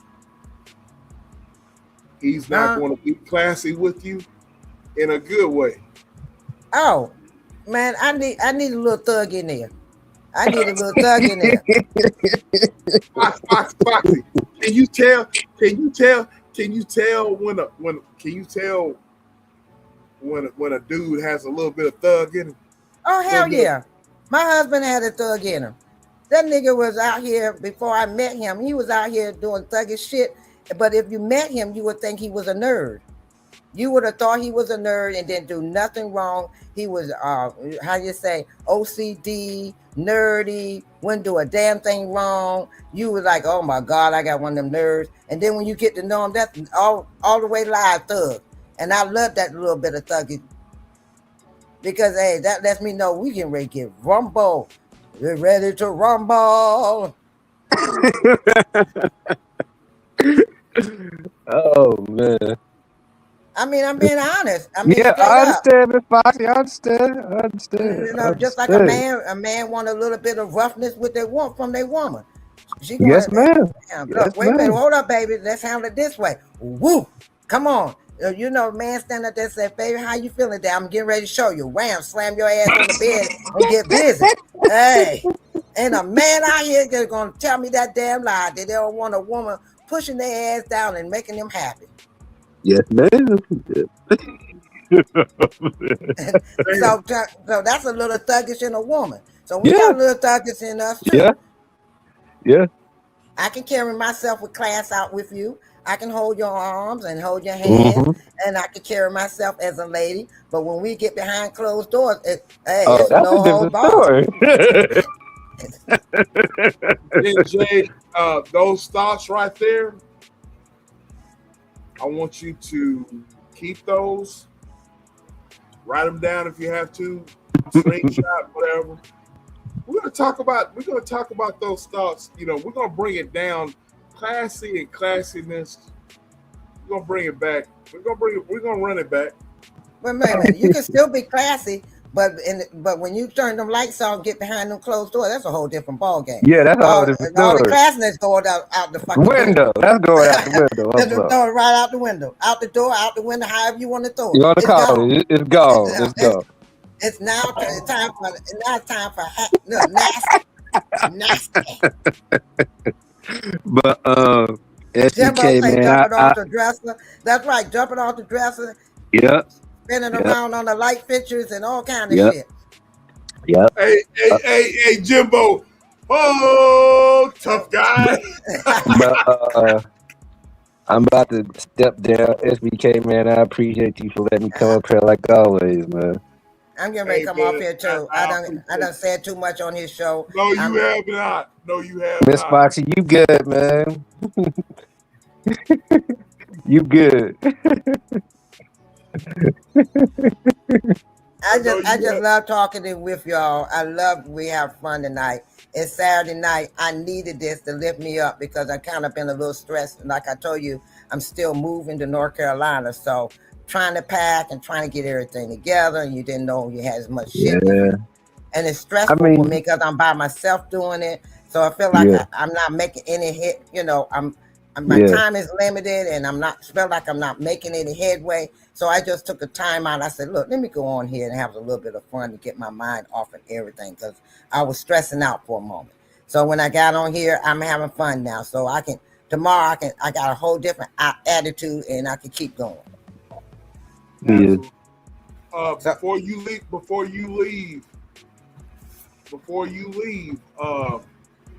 Kevin, what's your final words there, bro?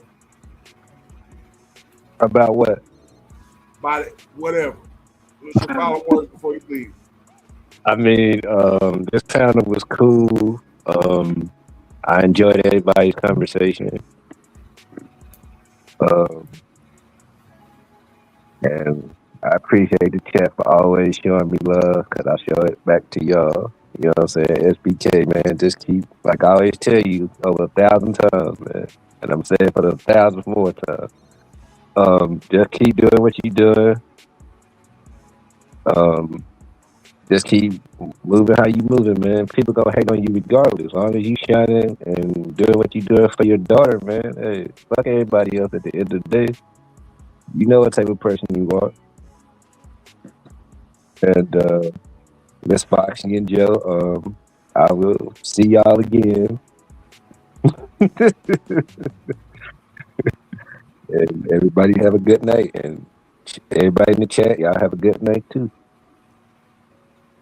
Absolutely. I appreciate my day one, Kevin Corkman. Been rocking with me since I first got on YouTube. Joe, give me your. She got to pick up her son from work. I think she back now. She back. She back. Oh, okay. Joe, give me your final words and give the chat results of the poll question. Okay, and we just ended the poll. Can you hear me? Yep. Okay, we just ended the poll. We had 32 votes We had 32 votes on the vertical. We had 32 votes on the vertical, and it was 47%. What defines class the most? 47% was character, integrity was 25%, respect was 19%, and humility was 9%. On the horizontal, we had 28 votes, and on that one, character was also the winner for 61%. Integrity was 21%, respect 18%, and none for humility. So what defines class, the overall consensus is character, which I did vote for character also, by the way. That was my choice. I think that's what Jen J had said also. She chose character. I think your character is really going to show up, in a lot of ways. Even here on social media, people allow their emotions to overtake the way they treat people, the way they treat people, even in chats or what have you. They allow the way they feel or their mood, and you don't have to act like an ass just because of however, it's like, it's kind of like when you go to work, right? And you're having a bad day, and then you go home, and the way you treat your family, you leave it at work. You don't have to take it back to your kids. You don't have to take it back to your wife. Leave it where it needs to be. It's going to be there tomorrow. You'll deal with it tomorrow. Treat people with respect, or with, it's all, that's what I think. It's just about how you treat people, or you allow the mood of your day to, overtake the way you treat people. That's what's going to show who you really are. I really do believe that. I really do.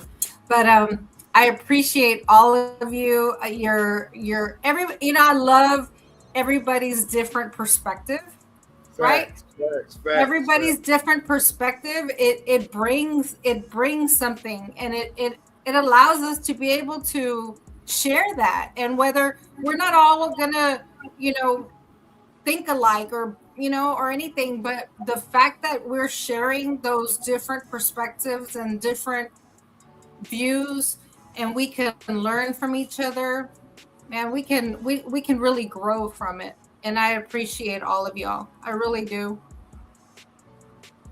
Thank you, Bessie. Very good. Thank you, Bessie. Foxy to Roxy, what are your final words, beautiful?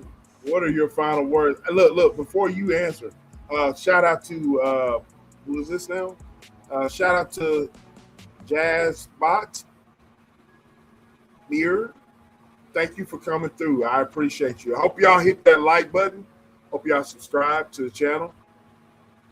But Foxy to Roxy, what are your final words? Man, I've enjoyed you. Whenever you're not on the panel, I miss you. I really do.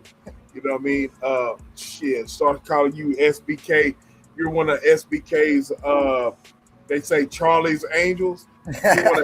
You one of SBK's angels. So what are your final words, man? I appreciate you giving your thoughts and everything, man. And I really learned a lot from you tonight by what you were saying. And so, what's your final words on everything about class? We're gonna revisit this next week too. What are your final thoughts about class and everything that you said tonight? The whole 9 yards. What do you think? I think a lot with the poll, character has a lot to do with it. If you don't have a character, everything else all the other subjects fall right under character. And when you have character, it shows who you really are. And you could be classy and you can be funny, but you could also still be classy. You can still carry yourself And my thing is for tonight, I would like for everybody to do in the chat, and even those that was on here, you know, on the panel, say something positive to somebody when you meet them. Say something positive, because that shows your class. If you notice that when Obama and his wife was up there, they was talking to everybody, and there was every nationality out there. There was no one type of person out there. It was multiple people out there.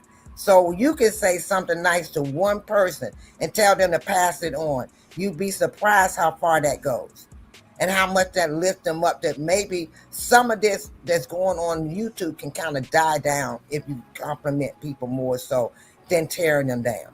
That's my thing, and that shows class. When you can sit back and lift a person up, regardless of how they talk, that's class. When you sit back and you meet them, you know, just like, you know, Trump, if somebody say something he don't like, he attack them, okay? They attack back. Or, you know, he say something negative. That doesn't lift them up, that tears them down. And it's time for us to, you know, everybody say, well, I want the old way. Well, you can't change the past. You got to deal with the future. What we can do is move forward and change the future, the present and the future. And one way of doing that is showing class. We can show class. Everybody on here showed a level of class tonight. This is classiness. When you're up here arguing and fussing and cussing and calling the B word and NF and all this, and you calling people out of their name, that's classless. That's trashy. This show is class. You can still be grown folk, say what you want to say, and still be classy with it. So my last words is keep being classy. Keep being yourself. Don't change who you are. Love you and be who you are. And you don't have to be classless to show respect and be respected. That's my final words. Already.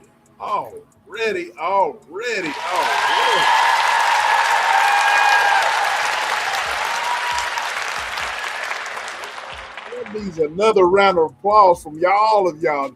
That needs another round of applause.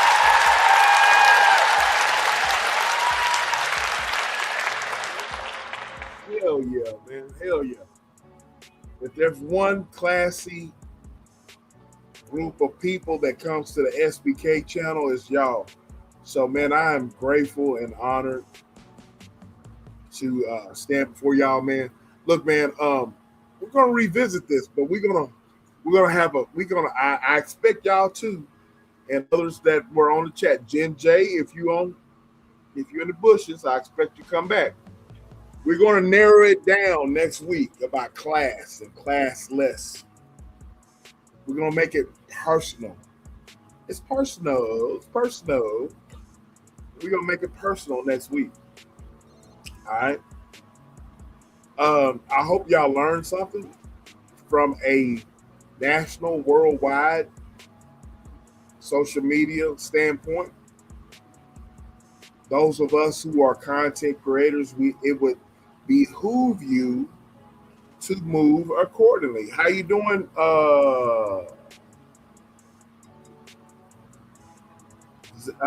Zanzibar? Thank you for coming through. Thank you. It will behoove you to move accordingly as a content creator. If you're online, people are looking at you. You know people are looking at you. Act accordingly. Speak accordingly. I get so sick in my soul, so freaking sick in my soul of seeing content creators on here that are talking about shit they don't know nothing about. They're not prepared. Look, y'all see these notes right here? Y'all see all this? This is all from tonight's show. Probably about 80% of that I didn't even go over tonight. You know what I mean? But I come prepared. So I get so sick of folks coming online and not talking about shit they don't know what they're talking about. You know, making an idiot out of themselves. You know what I mean? So I hope this behooves everyone to have class, right? Have class. And I hope that it behooves everyone to learn something and pass it along. You know what I mean? So we're going to revisit this next week. All right. I want to say shout out to Foxy 2 Roxy. Shout out to Thrive and Glow with Joe. Shout out to Kevin Corporan. Shout out to the lovely Jen J. Who else was on there? Am I missing somebody else? Am I missing somebody? I think that's it. Shout out to everybody that graced the panel tonight. And we will see you next week, man. You know, we're gonna talk about this next week. But we're gonna make it personal in between the men and the women. All right. So y'all hit the like button. Look, all of y'all who are at the sound of my voice, what I need y'all to do, I need y'all to first comment in the comment section. And I need y'all to hype up this live. Hype up the live. If you liked it, if you like the show, hype up the live. You know what I mean? Leave me a comment section if you agree or disagree. Give me some great topics. Foxy, I need you, that one topic you was talking about, I need you to hit me up on the on my email or DM one. You know what I mean? So we can talk about that because you gave me some ideas to talk about. So hit me up on the DM. We can talk about it. If y'all got some show ideas that you want to talk about, hit me up on my email. You know what I'm saying? Hit me up on my DM. Follow me on IG. Follow me on TikTok. Follow me on Snapchat, Instagram. I am there. All right? I cannot hide from anybody. It's impossible. You know what I mean? So I appreciate y'all, man. Great show, great show. But y'all hit me up. Let me know what y'all think. Be sure to hit the like button, like, share, and subscribe. Share the live. Give me y'all's comments. Tell me what y'all think about tonight's show. Give me some thoughts on what we can talk about next show or future shows, all right? So with that being said, look, shout out to everybody. Remember, your voice belongs in this conversation, all right?